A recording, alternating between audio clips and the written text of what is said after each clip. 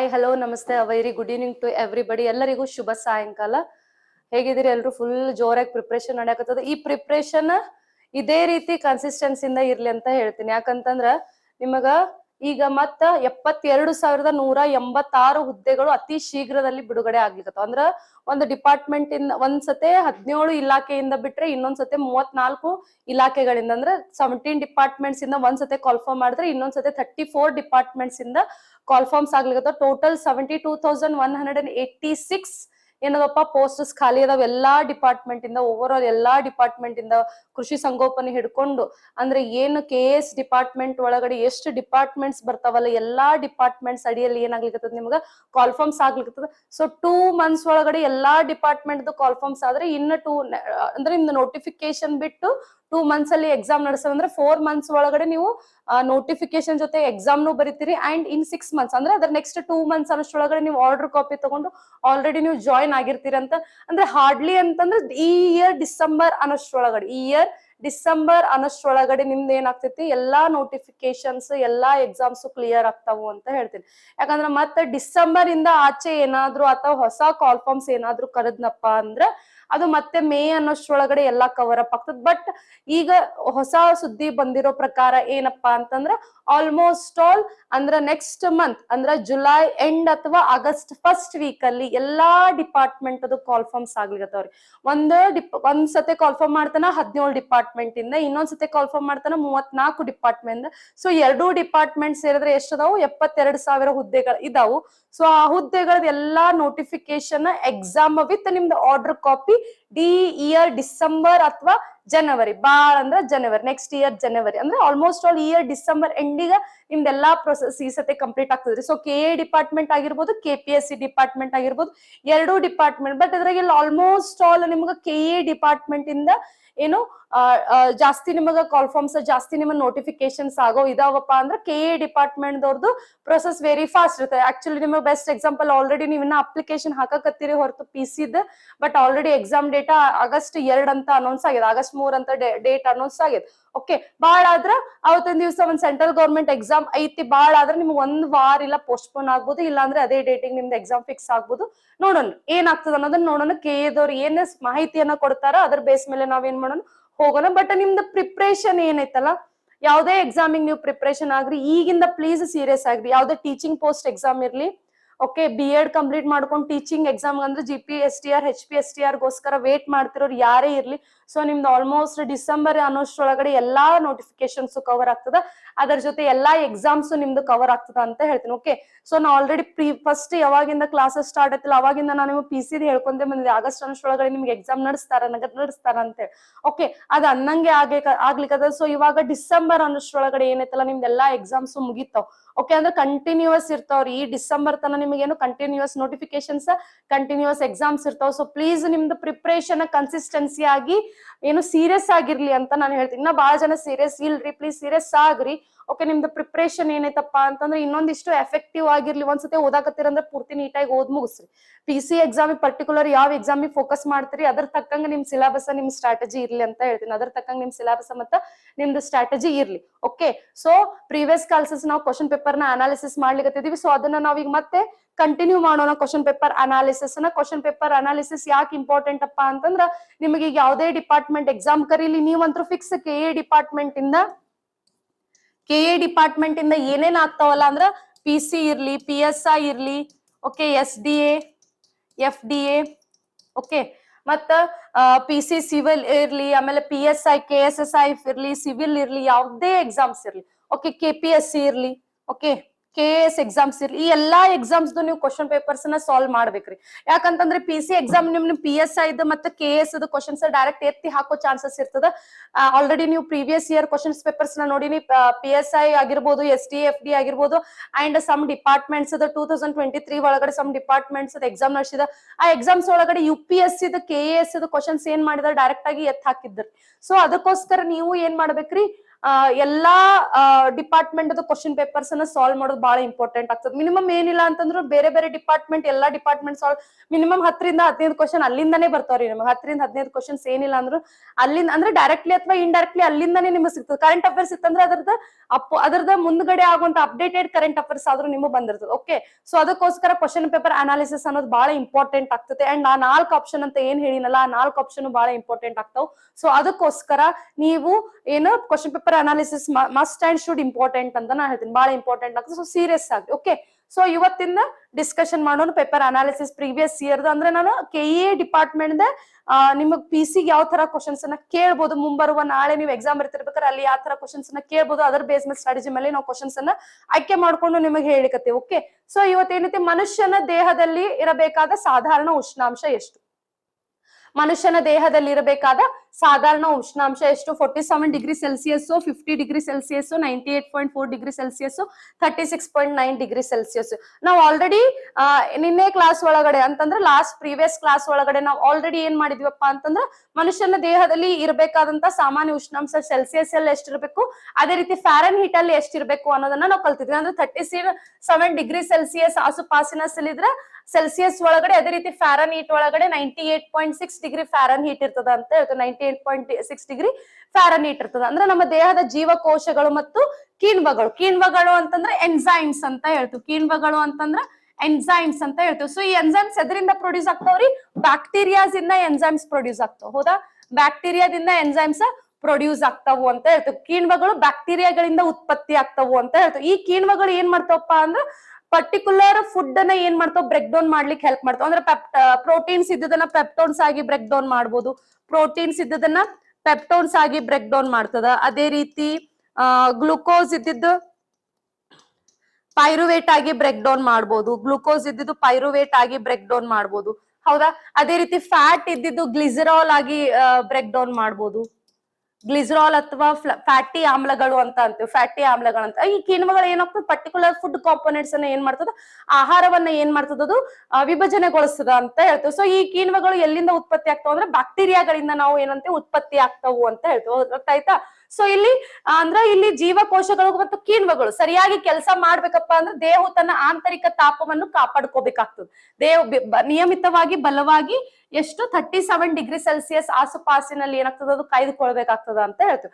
ಅದೇ ಇಲ್ಲಿ 98.4 degree Celsius ಅಂದ್ರೆ ಇದು ಫ್ಯಾರನೀಟ್ ಪ್ರಕಾರ, ಫ್ಯಾರನೀಟ್ ಅಳತೆಗೆ ಹತ್ತಿರವಿದೆಯೇ ಹೊರತು ಸೆಲ್ಸಿಯಸ್ ನಲ್ಲಿ ಅಲ್ಲ ಅಂತ ಹೇಳ್ತೀವಿ. ಅಂದ್ರೆ ಫ್ಯಾರನೀಟ್ ಅಂತಂದ್ರೆ 98.6 ಡಿಗ್ರಿ ಫ್ಯಾರನೀಟ್ ಅಂತ ಹೇಳ್ತೀವಿ. ಅಂದ್ರೆ ಇಲ್ಲಿ 98.4 ಡಿಗ್ರಿ ಸೆಲ್ಸಿಯಸ್ ಏನ್ ಕೊಟ್ಟಾನಲ್ಲ, ಅದು ಫ್ಯಾರನೀಟ್ ಒಳಗಡೆ 98.6 ಡಿಗ್ರಿ ಫ್ಯಾರನೀಟ್ ಏನೈತಿ, ಇದು ಸಮೀಪ ಐತಿ ಅಂತ ಹೇಳ್ತಿದ್ವಿ. ಏನೈತಿ, ಸಮೀಪ ಐತಿ ಅಂತ ಹೇಳ್ತೀವಿ. Right, ಗೊತ್ತೈತ್ರಿ?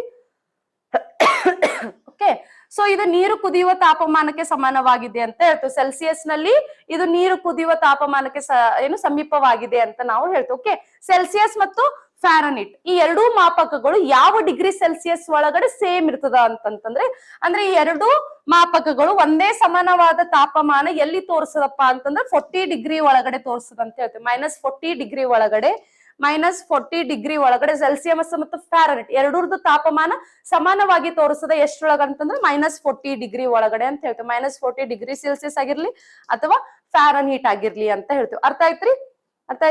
Okay, so next question ಏನೈತಿ ನೋಡ್ರಿ.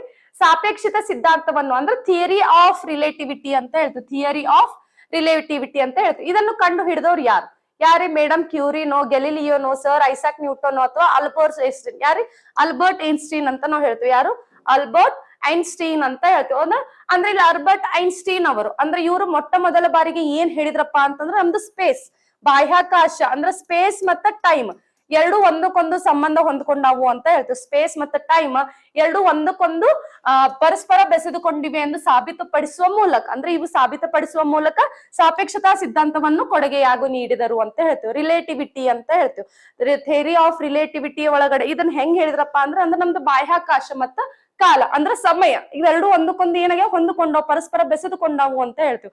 ಅಂದ್ರೆ ಇವೆರಡು ಒಂದಕ್ಕೊಂದು ಲಿಂಕ್ಡ್ ಅದಾವು ಅಂತ ಹೇಳ್ತೀವಿ. ರೈಟ್, ಸೊ ಇವು ಇದ್ರ ಮುಖಾಂತರ ಏನು ಸಾಪೇಕ್ಷಿತ ಸಿದ್ಧಾಂತವನ್ನು ಕೊಡುಗೆಯಾಗಿ ಯಾರು ನೀಡಿದ್ರಪ್ಪ ಅಂತಂದ್ರ ಅಲ್ಬರ್ಟ್ ಐನ್ಸ್ಟೀನ್ ಅವರು ನೀಡ್ತಾರ ಅಂತ ಹೇಳ್ತಾರೆ. ಸೊ ಅಲ್ಬರ್ಟ್ ಐನ್ಸ್ಟೀನ್ ಅವರು ಥಿಯರಿ ಆಫ್ ರಿಲೇಟಿವಿಟಿನ based on space and time, ಈ ಸ್ಪೇಸ್ ಮತ್ತೆ ಟೈಮ್ ಎರಡು ಒಂದಕ್ಕೊಂದು ಲಿಂಕ್ಡ್ ಅದಾವು, ಇವೆರಡು ಒಂದಕ್ಕೊಂದು ಹೊಂದ್ಕೊಂಡಾವು, ಅದರ ಮೇಲೆ ಏನ್ ಮಾಡಿದ್ರು ರಿಲೇಟಿವಿಟಿ ಥಿಯರಿನ ಇವ್ರು ಏನ್ ಮಾಡಿದ್ರು ಕೊಟ್ರು ಅಂತ ಹೇಳ್ತೇವೆ. ಸೊ ಇವರು ಪ್ರಸಿದ್ಧ ದ್ರವ್ಯ ರಾಶಿ ಅಂದ್ರೆ ಶಕ್ತಿ ಅಂತ ಹೇಳ್ತೇವೆ, ಮಾಸ ಮತ್ತೆ ಎನರ್ಜಿ ಸಮೀಕರಣವಾದ E=mc² ಅನ್ನೋ ಒಂದು ಫಾರ್ಮುಲಾನ ಕೊಡ್ತಾರೆ. E=mc² ಅನ್ನೋದೊಂದು ಫಾರ್ಮುಲಾ ಕೊಡ್ತಾರೆ. ಇಲ್ಲಿ ಸಿ ಅಂತಂದ್ರೆ ಏನಪ್ಪಾ ಅಂದ್ರೆ ಸ್ಪೀಡ್ ಆಫ್ ಲೈಟ್ ಅಂತ ಹೇಳ್ತೀವಿ. ಸಿ ಅಂದ್ರೆ ಏನು? ಸ್ಪೀಡ್ ಆಫ್ ಲೈಟ್ ಅಂತ ಹೇಳ್ತೀವಿ. ಸೊ ಬೆಳಕಿನ ವೇಗ ಎಷ್ಟೈತೆ ಎಲ್ಲರಿಗೂ ಗೊತ್ತೈತಲ್ಲ, 3 × 10⁸ ಮೀಟರ್/ಸೆಕೆಂಡ್ ಅಂತ ಹೇಳ್ತೀವಿ. ಸೊ ನಿಮ್ದು ಕಾನ್ಸ್ಟೆಂಟ್ ವ್ಯಾಲ್ಯೂಸ್ ಏನದೋ ಸ್ವಲ್ಪ ಅದ್ರ ರೀತಿ ನೀವು ನೋಡ್ಕೊರಿ. ನೋಡ್ರಿ ಕ್ವಶನ್ ಬಂದಿರೋದು ಯಾವ ರೀತಿ ಐತಿ, ಅದಕ್ಕೆ ಲಿಂಕ್ ಆಗಿ ನಾವೇನು ವ್ಯಾಲ್ಯೂಸ್ ಅನ್ನ ನೋಡ್ಕೋಬೇಕಾಗ್ತದೆ, ಅದೇ ರೀತಿ SI ಯೂನಿಟ್ಸ್ ಏಕಮಾನಗಳನ್ನ ನಾವು ನೋಡ್ಕೋಬೇಕಾಗ್ತದೆ ಅಂತ ಹೇಳ್ತೀವಿ. ಸೊ ಇವ್ರಿಗೆ ಅಲ್ಬರ್ಟ್ ಐನ್ಸ್ಟೈನ್ ಅವರಿಗೆ ಏನು ನೊಬೆಲ್ ಪ್ರಶಸ್ತಿಯನ್ನ ಸಿಕ್ಕಿತ್ತು. ಸೊ ಈ ನೊಬೆಲ್ ಪ್ರಶಸ್ತಿ ಎದ್ರ ಮೇಲೆ ಸಿಕ್ಕಿತಪ್ಪ ಅಂತಂದ್ರೆ ದ್ವಿತೀಯ ವಿದ್ಯುತ್ ಪರಿಣಾಮದ ಮೇಲೆ, ಅದರ ದ್ವಿತೀಯ ವಿದ್ಯುತ್ ಪರಿಣಾಮದ ವಿವರಣೆಗಾಗಿ ಅವ್ರಿಗೆ ಏನ್ ಸಿಕ್ಕಿತಪ್ಪ ಅಂತಂದ್ರೆ ನೊಬೆಲ್ ಪ್ರಶಸ್ತಿ. ಫೋಟೋ ಎಲೆಕ್ಟ್ರಿಕ್ ಎಫೆಕ್ಟ್ ಡಿಸ್ಕಷನ್ ಅನ್ನ ಮೇಲೆ ಇವ್ರಿಗೆ ಏನ್ ಸಿಕ್ಕಿತ್ತು? ನೊಬೆಲ್ ಪ್ರಶಸ್ತಿಯನ್ನ ಸಿಕ್ಕಿತ್ತು. ಸೊ ನೋಡ್ರಿ, ನೊಬೆಲ್ ಪ್ರೈಸ್ ಅನ್ನೋದು ನಿಮಗೆ ಎಕ್ಸಾಮ್ಸಿಗೆ ಬಹಳ ಇಂಪಾರ್ಟೆಂಟ್ ಆಗ್ತದೆ. Nobel prizes, right? Nobel prizes ಮೇಲೆ ಸ್ವಲ್ಪ ನೀಟಾಗಿ ನೋಡ್ಕೋರಿ. ಓಕೆ, ಈಗ ರೀಸೆಂಟ್ ಆಗಿ ಯಾರಿಗಾದ್ರೂ ಕೊಟ್ಟಾರ, ನಮ್ಮ ಇಂಡಿಯಾದೊಳಗಡೆ ಫಸ್ಟ್ ಯಾವಾಗ ಸ್ಟಾರ್ಟ್ ಆಯ್ತು, ಫಸ್ಟ್ ತಗೊಂಡವ್ರು ಯಾರು, ಎಸ್ಟಾಬ್ಲಿಷ್ ಯಾವಾಗ ಆಗಿತ್ತು, ಅಂಡ್ ನೊಬೆಲ್ ಪ್ರೈಸ್ ಅಂತಂದ್ರೆ ಅಲ್ಲಿ ಏನೇನ್ ಕೊಡ್ತಾರ ಪ್ರೈಸ್ ಒಳಗಡೆ, ಓಕೆ, ಬಹುಮಾನ ಮತ್ತೆ ಎಟ್ ಕೊಡ್ತಾರ, ಸರ್ಟಿಫಿಕೇಟ್ ಏನ್ ಕೊಡ್ತಾರ, ಅಂಡ್ ಅದ್ರ ಅಡಿಯಲ್ಲಿ ಇವ್ರಿಗೆ ಏನೇನೇನ ಫೆಸಿಲಿಟೀಸ್ ಸಿಕ್ತೈತಿ. ಅದೇ ರೀತಿ ನಮ್ ಕರ್ನಾಟಕದವ್ರು ಯಾರಾದ್ರೂ ಇದ್ರೆ ಎಷ್ಟ್ ಜನ ಇದಾರೆ, ನಮ್ ಕರ್ನಾಟಕದೊಳಗೆ ಯಾವ ವ್ಯಕ್ತಿ ಸಿಕ್ಕೈತಿ, ಇಂಡಿಯಾದ ಫಸ್ಟ್ ಪ್ರಥಮ ಬಾರಿಗೆ ಪಡೆದಂತ ವ್ಯಕ್ತಿ ಯಾರು, ಈಗ ರೀಸೆಂಟ್ ಆಗಿ ಎಷ್ಟ್ ಜನಕ್ಕೆ ಸಿಕ್ಕೈತಿ ಅನ್ನೋ ಸ್ವಲ್ಪ ನೀಟಾಗಿ ಡೀಟೇಲ್ ಆಗಿ ಅದನ್ನ ಸ್ಟಡಿ ಮಾಡಿ, ರೈಟ್? ಸೊ ನೆಕ್ಸ್ಟ್ ಇಲ್ಲಿ ರೇಡಿಯೋ ಆಕ್ಟಿವಿಟಿ ಅಂತ ಹೇಳ್ತೀವಿ. ರೇಡಿಯೋ ಆಕ್ಟಿವಿಟಿಯನ್ನು ಮೊದಲು ಕಂಡು ಹಿಡಿದವ್ರು ಯಾರಪ್ಪ ಅಂದ್ರೆ ಹೆನ್ರಿ ಬೆಕ್ವಿರಲ್ ಅಂತ ಹೇಳ್ತೀವಿ. ಹೆನ್ರಿ ಬೆಕ್ವಿರಲ್ ಅಂತ ಹೇಳ್ತೀವಿ. ರೇಡಿಯೋ ಆಕ್ಟಿವಿಟಿಯನ್ನ ಮೊದಲು ಕಂಡು ಹಿಡಿದವ್ರು ಯಾರು? ಹೆನ್ರಿ ಬೆಕ್ವಿರಲ್ ಅಂತ ಹೇಳ್ತೀವಿ, ರೈಟ್? ಸೊ ಇಲ್ಲಿ ಮೇಡಮ್ ಕ್ಯೂರಿ, ನಿಮ್ಗೆ ಆಪ್ಷನ್ ಮೇಡಮ್ ಕ್ಯೂರಿ ಐತಿ. ಏನ್ ಇವ್ರು, ಯಾರು ಇವ್ರು ಮೇಡಮ್ ಕ್ಯೂರಿ ಅಂತಂದ್ರೆ 2 ಬಾರಿ ನೊಬೆಲ್ ಪ್ರಶಸ್ತಿಯನ್ನು ಪಡೆದಂತ ಮೊದಲ ವಿಶ್ವದ ಮೊದಲ ಮಹಿಳೆ ಅಂತ ಹೇಳ್ತೀವಿ. ಓಕೆ, 2 ಬಾರಿ ನೊಬೆಲ್ ಪ್ರಶಸ್ತಿ ಪಡೆದಂತಹ ವಿಶ್ವದ ಮೊದಲ ಮಹಿಳೆ ಯಾರು ಅಂತಂದ್ರೆ ಮೇಡಮ್ ಕ್ಯೂರಿ ಅವರು ಅಂತ ಹೇಳ್ತಾರೆ. ಅಂದ್ರೆ ಇವರು ಪೊಲೋನಿಯಂ ಮತ್ತು ರೇಡಿಯಂ ಎಂಬ 2 ವಿಕಿರಣಶೀಲ ಧಾತುಗಳನ್ನು ಕಂಡು ಹಿಡಿದ್ರು. ಅಂತಂದ್ರೆ ಪೊಲೋನಿಯಂ ಮತ್ತು ರೇಡಿಯಂ ಅನ್ನೋ ಒಂದು 2 ರೇಡಿಯೋ ಆಕ್ಟಿವಿಟಿ ಎಲಿಮೆಂಟ್ಸ್ ಅನ್ನ ಇವ್ರು ಏನ್ ಮಾಡಿದ್ರು, ಕಂಡು ಹಿಡಿದ್ರು ಅಂತ ಹೇಳ್ತೀವಿ. ಯಾರು? ಮೇಡಮ್ ಕ್ಯೂರಿ ಅವರು ಅಂತ ಹೇಳ್ತಾರೆ. ಅದೇ ರೀತಿ ಗೆಲಿಲಿಯೋ ಅವರು, ಇವ್ರಿಗೆ ನಾವ್ ಏನಂತೀವಿ? ಆಧುನಿಕ ಖಗೋಳಶಾಸ್ತ್ರದ ಪಿತಾಮಹ ಅಂತ ಅಂತೀವಿ. ಇವ್ರಿಗೆ ಏನಂತೀವಿ? Father of modern observational astronomy ಅಂತ ಅಂತೀವಿ. ಆಧುನಿಕ ಖಗೋಳಶಾಸ್ತ್ರದ ಪಿತಾಮಹ ಯಾರಪ್ಪ ಅಂತಂದ್ರೆ ಗೆಲಿಲಿಯೋ ಅಂತ ಹೇಳ್ತೀವಿ, ಹೌದಾ? ಇವರು ಪ್ರಬಲವಾದ ದೂರದರ್ಶಕವನ್ನು ಅಭಿವೃದ್ಧಿಪಡಿಸಿದರು. ಇವರು ಗುರುಗ್ರಹದ ಉಪಗ್ರಹಗಳನ್ನು ವೀಕ್ಷಿಸಿದರು ಅಂತ ಹೇಳ್ತೀವಿ. ಗುರುಗ್ರಹದ ಉಪಗ್ರಹಗಳು ಅಂದ್ರೆ ನೈಸರ್ಗಿಕ ಉಪಗ್ರಹಗಳು. ಗುರುಗ್ರಹದ ನೈಸರ್ಗಿಕ ಉಪಗ್ರಹ ಯಾವಪ್ಪ ಅಂತಂದ್ರೆ ಜುಪಿಟರ್ಸ್ ಮೂನ್ ಅಂತ ಹೇಳ್ತೀವಿ. ಜುಪಿಟರ್ಸ್ ಮೂನ್ಸ್ ಅಂತ ಹೇಳ್ತೀವಿ. ಅಂದ್ರೆ ನಮ್ದ ಭೂಮಿದ ನೈಸರ್ಗಿಕ ಉಪಗ್ರಹ ಯಾವ್ದಪ್ಪ ಅಂತಂದ್ರೆ ಮೂನ್ ಅಂತ ಹೇಳ್ತೀವಿ. ಅದೇ ರೀತಿ ಎಲ್ಲಾ ಗ್ರಹಗಳಿಗೂ ಅದರದೇ ಆದಂತ ಉಪಗ್ರಹಗಳದಾವ್. ಜುಪಿಟರ್ಸ್ ಒಳಗಡೆ ಎಷ್ಟು ಮೂನ್ಸ್ ಅದಾವ್ ಅಂದ್ರೆ ಈ ಎಲ್ಲಾ ಮೂನ್ಸ್ ಗಳನ್ನ ಏನ್ ಮಾಡಿದ್ರು, ಇವರು ವೀಕ್ಷಿಸಿದ್ರು. ಎದ್ರ ಮುಖಾಂತರ? ಅವರು ಕಂಡು ಹಿಡಿದಂತ ಒಂದು ಟೆಲಿಸ್ಕೋಪ್ ಮುಖಾಂತರ, ದೂರದರ್ಶಕವನ್ನು, ಏನು ಪ್ರಬಲವಾದ ದೂರದರ್ಶಕವನ್ನು ಏನ್ ಅಭಿವೃದ್ಧಿಪಡಿಸ್ತಾರಲ್ಲ ಅದ್ರ ಮುಖಾಂತರ ಇವರು ಏನಪ್ಪಾ ಅಂತಂದ್ರ ಜುಪಿಟರ್ಸ್ ಮೂನ್ಸ್ ಅನ್ನ ವೀಕ್ಷಿಸಿದ್ರು ಅಂತ ಹೇಳ್ತೀವಿ. Okay, next sir Isaac Newton. ಇವರು ಭೌತಶಾಸ್ತ್ರದ ಬುನಾದಿಯಾದ, ಎದ್ರದ್ದು? ಭೌತಶಾಸ್ತ್ರದ ಬುನಾದಿಯಾದ. ಏನದಾವ್ ಭೌತಶಾಸ್ತ್ರದ ಬುನಾದಿ? ಒಂದು ಚಲನೆ ಮತ್ತು ನಿಯಮ. ಚಲನೆ ಮತ್ತು ನಿಯಮ. ಚಲನೆದ 3 ನಿಯಮಗಳು ಮತ್ತು ಜಗತ್ತಿನ ಗುರುತ್ವಾಕರ್ಷಣ ನಿಯಮಗಳನ್ನ ಇವ್ರು ಏನ್ ಮಾಡಿದ್ರಪ್ಪ ಅಂತಂದ್ರೆ ನಮಗ ಮಂಡಿಸಿದ್ರು ಅಂತ ಹೇಳ್ತೀವಿ. ಅಂದ್ರೆ ಇವರು ಯಾರು? ಸರ್ ಇಸಾಕ್ ನ್ಯೂಟನ್ಸ್ ಅವರು ಚಲನೆಯ 3 ನಿಯಮಗಳು, ಮೋಷನ್ಸ್, ಲಾಸ್ ಆಫ್ ಮೋಷನ್ಸ್ ಅಂತ ಹೇಳ್ತೀವಿ, 3 ಲಾಸ್ ಆಫ್ ಮೋಷನ್ಸ್. ಅದೇ ರೀತಿ ಯೂನಿವರ್ಸಲ್ ಲಾ ಆಫ್ ಗ್ರಾವಿಟೇಷನ್ ಅನ್ನು ಏನ್ ಮಾಡಿದ್ರು? ಡಿಸ್ಕವರ್ ಮಾಡಿದ್ರು ಅಂತ ಹೇಳ್ತೀವಿ. ಸೊ 3 ಲಾಸ್ ಆಫ್ ಮೋಷನ್ಸ್ ಮತ್ತೆ ಯೂನಿವರ್ಸಲ್ ಲಾ ಆಫ್ ಗ್ರಾವಿಟೇಷನ್ ನಾ ಆಲ್ರೆಡಿ ಪ್ರೀವಿಯಸ್ ಕ್ಲಾಸಸ್ ಅಲ್ಲಿ ಡಿಸ್ಕಷನ್ ಮಾಡಿದ್ವಿ. ಸ್ವಲ್ಪ ಯಾರು ನೋಡಿಲ್ಲ, ಇವತ್ ಫಸ್ಟ್ ಕ್ಲಾಸ್ ಯಾರು ನೋಡ್ಲಿಕ್ಕೆ ಯಾರು ನೋಡಿಲ್ಲ classes, go and watch the previous videos ಅಂತ ಹೇಳ್ತೀನಿ. ಅದ್ರೊಳಗಡೆ ಡೀಟೇಲ್ ಆಗಿ ನಾನು ನಿಮ್ಗೆ ಎಕ್ಸ್ಪ್ಲೇನ್ ಮಾಡಿ 3 ಲಾಸ್ ಆಫ್ ಮೋಷನ್ ಅಂತಂದ್ರೆ ಏನು, ಯೂನಿವರ್ಸಲ್ ಲಾ ಆಫ್ ಗ್ರಾವಿಟೇಷನ್ ಅಂತಂದ್ರೆ ಏನು ಎಕ್ಸ್ಪ್ಲೇನ್ ಮಾಡಿ. Okay, so sir Isaac Newton ಅವರು ಏನ್ ಕಂಡು ಹಿಡಿದ್ರು? 3 ಲಾಸ್ ಆಫ್ ಮೋಷನ್ಸ್ ಅನ್ನ ಕೊಟ್ಟರು. ಅದ್ರ ಜೊತೆ ಏನು ಯೂನಿವರ್ಸಲ್ ಲಾ ಆಫ್ ಗ್ರಾವಿಟೇಷನ್ ಅಂದ್ರೆ ಚಲನೆಯ 3 ನಿಯಮಗಳನ್ನು ಮತ್ತು ಅದರ ಜೊತೆ ಜಗತ್ತಿನ ಗುರುತ್ವಾಕರ್ಷಣೆ ನಿಯಮವನ್ನು ಕೊಟ್ಟರು ಯಾರಪ್ಪ ಅಂದ್ರೆ ಸರ್ ಇಸಾಕ್ ನ್ಯೂಟನ್ ಅವರು ಅಂತ ಗೊತ್ತಾಯ್ತ್ರಿ. ಸೊ ನೆಕ್ಸ್ಟ್ ಕ್ವಶನ್ ಏನೈತಿ? ನಮ್ಮ ದೇಹದ ನಾನಾ ಭಾಗಗಳಿಂದ ಹೃದಯಕ್ಕೆ ರಕ್ತವನ್ನು ಕೊಂಡೊಯ್ಯುವ ಪ್ರಮುಖ ಭಾಗ ಯಾವುದು? ನೋಡ್ರಿ, ನಮ್ಮ ದೇಹದ ನಾನಾ ಭಾಗಗಳಿಂದ ಅಂದ್ರೆ ನಮ್ದು ಹೃದಯ ಐತಿ. ಹೃದಯದ ಒಳಗಡೆ ಏನಾಗ್ತದ? ಅಪಿಧಮನಿ ಅಪಧಮನಿ ಅಂತ ಇರ್ತಾವ. ಇವು ಏನ್ ಮಾಡ್ತದ? ಆಕ್ಸಿಜನ್ ಅನ್ನ ಮತ್ತೆ ಕಾರ್ಬನ್ ಡೈಆಕ್ಸೈಡ್ ನ ಸಪ್ಲೈ ಮಾಡ್ತಾವ. ಸೊ ಇಲ್ಲಿ ಯಾವ ಭಾಗ ಅಂದ್ರೆ ನಮ್ಮ ನಾನಾ ಭಾಗಗಳಿಂದ ಹೃದಯಕ್ಕೆ ಅಂದ್ರೆ ಬೇರೆ ಬೇರೆ ಬಾಡಿ ಪಾರ್ಟ್ಸ್ ಇಂದ ನಮ್ಮ ಹಾರ್ಟಿಗೆ ಇಲ್ಲಿ ಯಾವುದು ಪ್ರಮುಖ ಭಾಗ, ರಕ್ತವನ್ನು ಕೊಂಡೊಯ್ಯುವಂತಹ ಪ್ರಮುಖ ಭಾಗ ಯಾವ್ದಪ್ಪ ಅಂತಂದ್ರೆ ಅಭಿಧಮನಿ ಅಂತ ಹೇಳ್ತೀವಿ. ಯಾವುದು? ಅಭಿಧಮನಿ ಅಂತ ಹೇಳ್ತೀವಿ. ಅಭಿಧಮನಿ ಅಂತ ಹೇಳ್ತೀವಿ. ಪಲ್ಮನರಿ ವೇನ್ಸ್ ಅಂತ ಹೇಳ್ತೀವಿ. ವೇನ್ಸ್ ಅಂತ ಹೇಳ್ತೀವಿ, ರೈಟ್? ಆರ್ಟರೀಸ್ ಬೇರೆ, ವೇನ್ಸ್ ಬೇರೆ. ಇಲ್ಲಿ ಸೊ ಬೇರೆ ಬೇರೆ ಬಾಡಿ ಪಾರ್ಟ್ಸ್ ಇಂದ ನಮ್ಮ ಹಾರ್ಟಿಗೆ ರಕ್ತ ಒಯ್ಯೋದು ಯಾವ್ದಪ್ಪ, ಬ್ಲಡ್ ಸರ್ಕ್ಯುಲೇಟ್ ಮಾಡೋದು ಯಾವ್ದಪ್ಪ ಅಂದ್ರೆ ವೇನ್ಸ್ ಅಂತ ಅಂತೀವಿ. ಸೊ ಇಲ್ಲಿ ಮತ್ತೆ ವೇನ್ಸ್ ಅಂದ್ರೆ ಬೇರೆ, ಆರ್ಟರೀಸ್ ಅಂದ್ರೆ ಬೇರೆ, ಔತರದ ಫಂಕ್ಷನ್ ಬೇರೆ. ಪರ್ಟಿಕ್ಯುಲರ್ ಆಗಿ ಪಲ್ಮನರಿ ವೇನ್ಸ್, ಪಲ್ಮನರಿ ಆರ್ಟರೀಸ್ ಅಂತ ಹೇಳ್ತೀವಿ. ಓಕೆ, ಪುಪ್ಪಸಕ ಅಭಿಧಮನಿ, ಪುಪ್ಪಸಕ ಅಪಧಮನಿ, ಇದ್ರದ್ದು ಕೆಲಸಗಳ ಬೇರೆ ಬೇರೆ ಅಂತ ಹೇಳ್ತಾರೆ, ರೈಟ್? ಸೊ ಇಲ್ಲಿ ಅಭಿಧಮನಿಗಳು ಅಂದ್ರೆ ವೇನ್ಸ್ ಅಂದ್ರೆ ದೇಹದ ವಿವಿಧ ಭಾಗಗಳಿಂದ ಆಮ್ಲಜನಕ ರಹಿತ ಅಂದ್ರೆ ಅಶುದ್ಧ ರಕ್ತವನ್ನು ಮರಳಿ ಹೃದಯಕ್ಕೆ ಕೊಂಡೊಯ್ಯುತ್ತವೆ ಅಂತ ಹೇಳ್ತೀವಿ. ಅಂದ್ರೆ ಅಶುದ್ಧ ರಕ್ತವನ್ನು ನಮ್ಮ ಹೊಳ್ಳಿ ಏನಾಗ್ತದ, ಹೃದಯಕ್ಕೆ ಕೊಂಡೊಯ್ತಾವು ಅಂತ ಹೇಳ್ತೀವಿ. ದೇಹದ ವಿವಿಧ ಭಾಗಗಳಿಂದ ಅಶುದ್ಧ ರಕ್ತವನ್ನು ಮರಳಿ ಹೃದಯಕ್ಕೆ ಕೊಂಡೊಯ್ಯೋದು ಯಾವ್ದಪ್ಪ ಅಂತಂದ್ರೆ ಅಭಿಧಮನಿಗಳು ಅಂತ ಹೇಳ್ತೀವಿ, ರೈಟ್? ಅಪಧಮನಿಗಳು ಏನ್ ಮಾಡ್ತಾವೆ, ಹೃದಯದಿಂದ ಶುದ್ಧ ರಕ್ತವನ್ನು ದೇಹಕ್ಕೆ ಸಾಗಿಸುತ್ತವೆ ಅಂತ ಹೇಳ್ತೀವಿ. ಹೃದಯದಿಂದ ಶುದ್ಧ ರಕ್ತವನ್ನು ದೇಹಕ್ಕೆ ಸಾಗಿಸುತ್ತವೆ ಅಂತ ಹೇಳ್ತೀವಿ. ಅಂದ್ರೆ ಇಲ್ಲಿ ವೇನ್ಸ್ ಮತ್ತ ಆರ್ಟರೀಸ್ ಅಂತ ಹೇಳ್ತೀವಿ. ವೇನ್ಸ್ ಮತ್ತೆ ಆರ್ಟರೀಸ್ ಅಂತ ಹೇಳ್ತೀವಿ. ಅಂದ್ರೆ ಇಲ್ಲಿ ದೇಹದ ವಿವಿಧ ಭಾಗಗಳಿಂದ ಎಲ್ಲಾ ಬಾಡಿ ಪಾರ್ಟ್ಸ್ ಒಳಗಡೆ ಇರುವಂತಹ ಡಿಆಕ್ಸಿಜನೇಟೆಡ್ ಬ್ಲಡ್ ಅಂತ ಹೇಳ್ತೀವಿ. ಡಿಆಕ್ಸಿಜನೇಟೆಡ್ ಬ್ಲಡ್ ಅನ್ನ ಎಲ್ಲಾ ಬಾಡಿ ಪಾರ್ಟ್ಸ್ ಇಂದ ಹಾರ್ಟಿಗೆ ತಗೊಂಡ್ ಹೋಗ್ತದೆ. ಯಾವುದು? ವೇನ್ಸ್.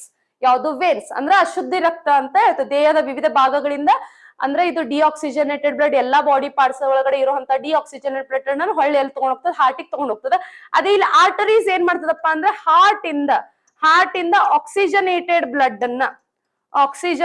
ಬ್ಲಡ್ ಅನ್ನ ಏನಾಗ್ತೈತಪ್ಪ ಅಂತಂದ್ರ ನಮ್ದು ಹಾರ್ಟ್ ಇಂದ ಎಲ್ಲಾ ಬಾಡಿ ಪಾರ್ಟ್ಸ್ ಏನ್ ಮಾಡ್ತದ, ಸಪ್ಲೈ ಮಾಡ್ತದ ಅಂತ ಹೇಳ್ತೀವಿ. ಎಲ್ಲಾ ಬಾಡಿ ಪಾರ್ಟ್ಸ್ ಏನ್ ಮಾಡ್ತಿದ್ದು, ಸಪ್ಲೈ ಮಾಡ್ತದ ಅಂತ ಹೇಳ್ತೀವಿ. ಅರ್ಥ ಆಯ್ತ್ರಿ?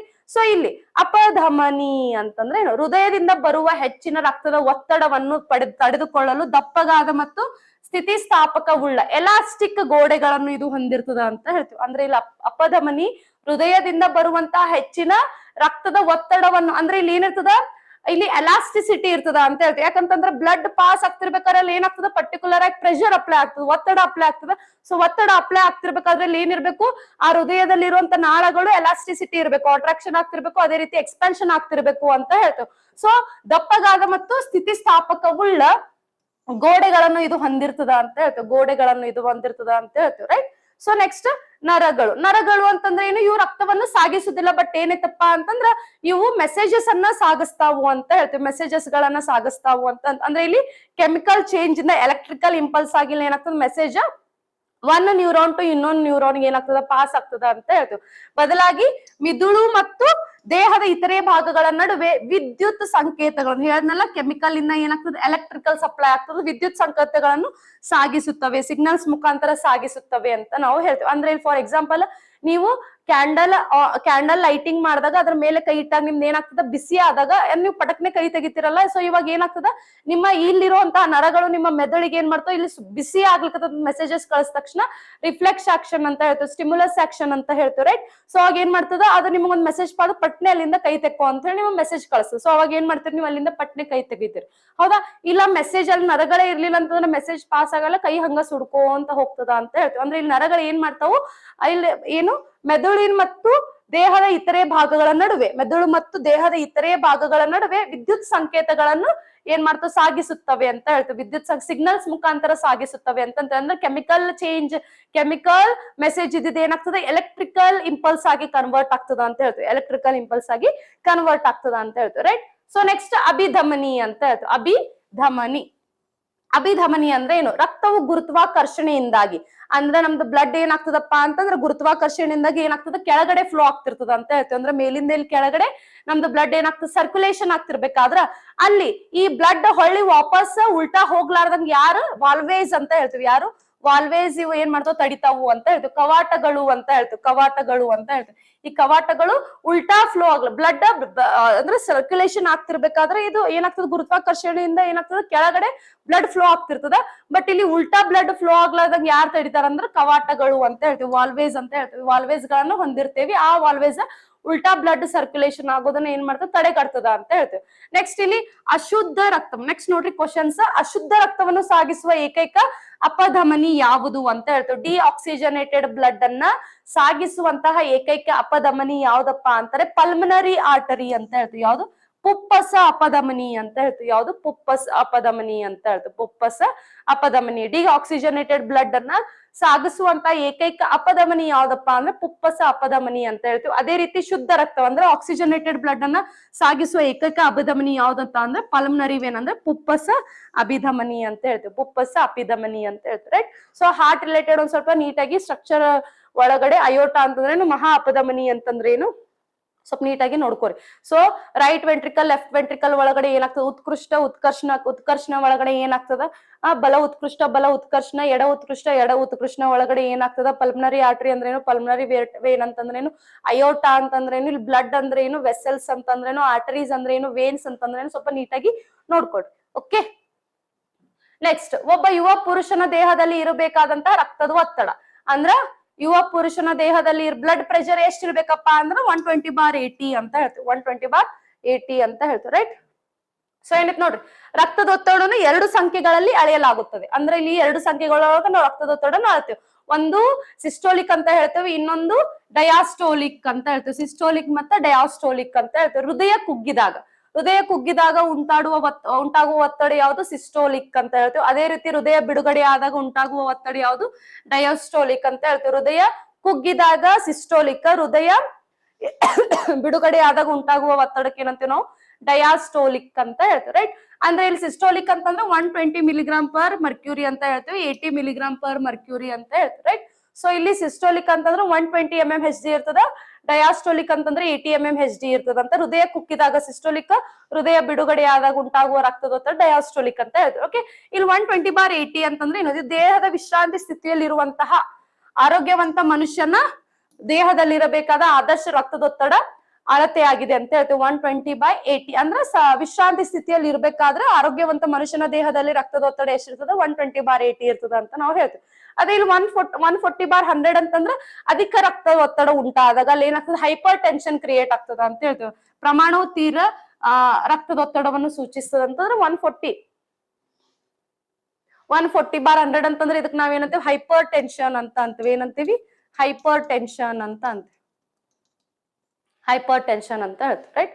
ನೆಕ್ಸ್ಟ್, ರಕ್ತದೊತ್ತಡವನ್ನು ಅಳೆಯಲು ಬಳಸುವಂತ ಉಪಕರಣ ಯಾವುದು? ಸ್ಪಿಗ್ಮೋಮ್ಯಾನೋಮೀಟರ್ ಅಂತ ಹೇಳ್ತೀವಿ. ಯಾವುದು? ಸ್ಪಿಗ್ಮೋಮ್ಯಾನೋಮೀಟರ್. ಪ್ರೀವಿಯಸ್ ಕ್ವಶನ್ಸ್ ಆಗಿದ್ರಿ ಇದು.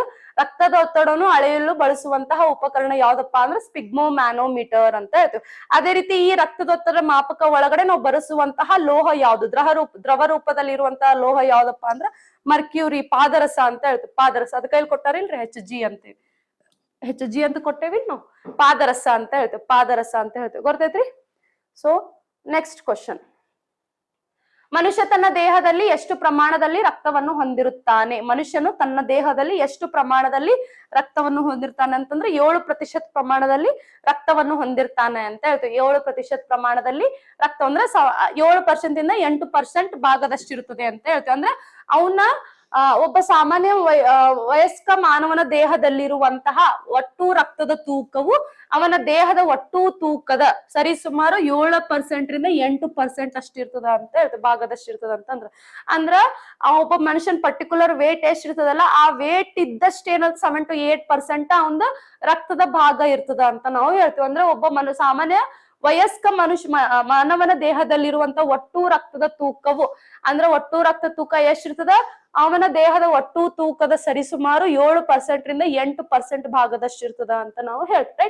ನೆಕ್ಸ್ಟ್, ಆರೋಗ್ಯವಂತ ಮಾನವನಿಗೆ ಸರಾಸರಿ ಎಷ್ಟು ಲೀಟರ್ ರಕ್ತ ಇರ್ತದಪ್ಪ ಅಂದ್ರೆ 5 ರಿಂದ 6 ಲೀಟರ್ ರಕ್ತ ಇರ್ತದ ಅಂತ ಹೇಳ್ತೀವಿ.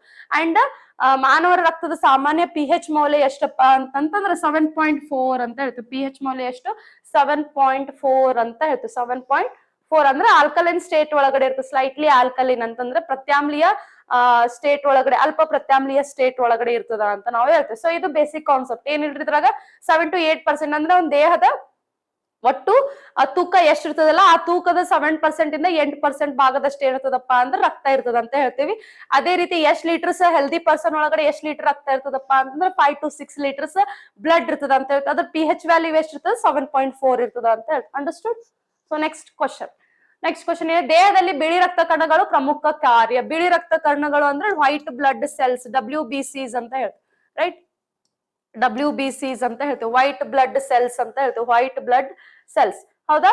ಈ ವೈಟ್ ಬ್ಲಡ್ ಸೆಲ್ಸ್ ಏನ್ ಮಾಡ್ತಾವಪ್ಪ ಅಂತಂದ್ರೆ, ಇವು ವೈಟ್ ಬ್ಲಡ್ ಸೆಲ್ಸ್ ನಾ ಪ್ರೀವಿಯಸ್ ಕ್ಲಾಸ್ ಒಳಗಡೆ ಹೇಳಿದೆ.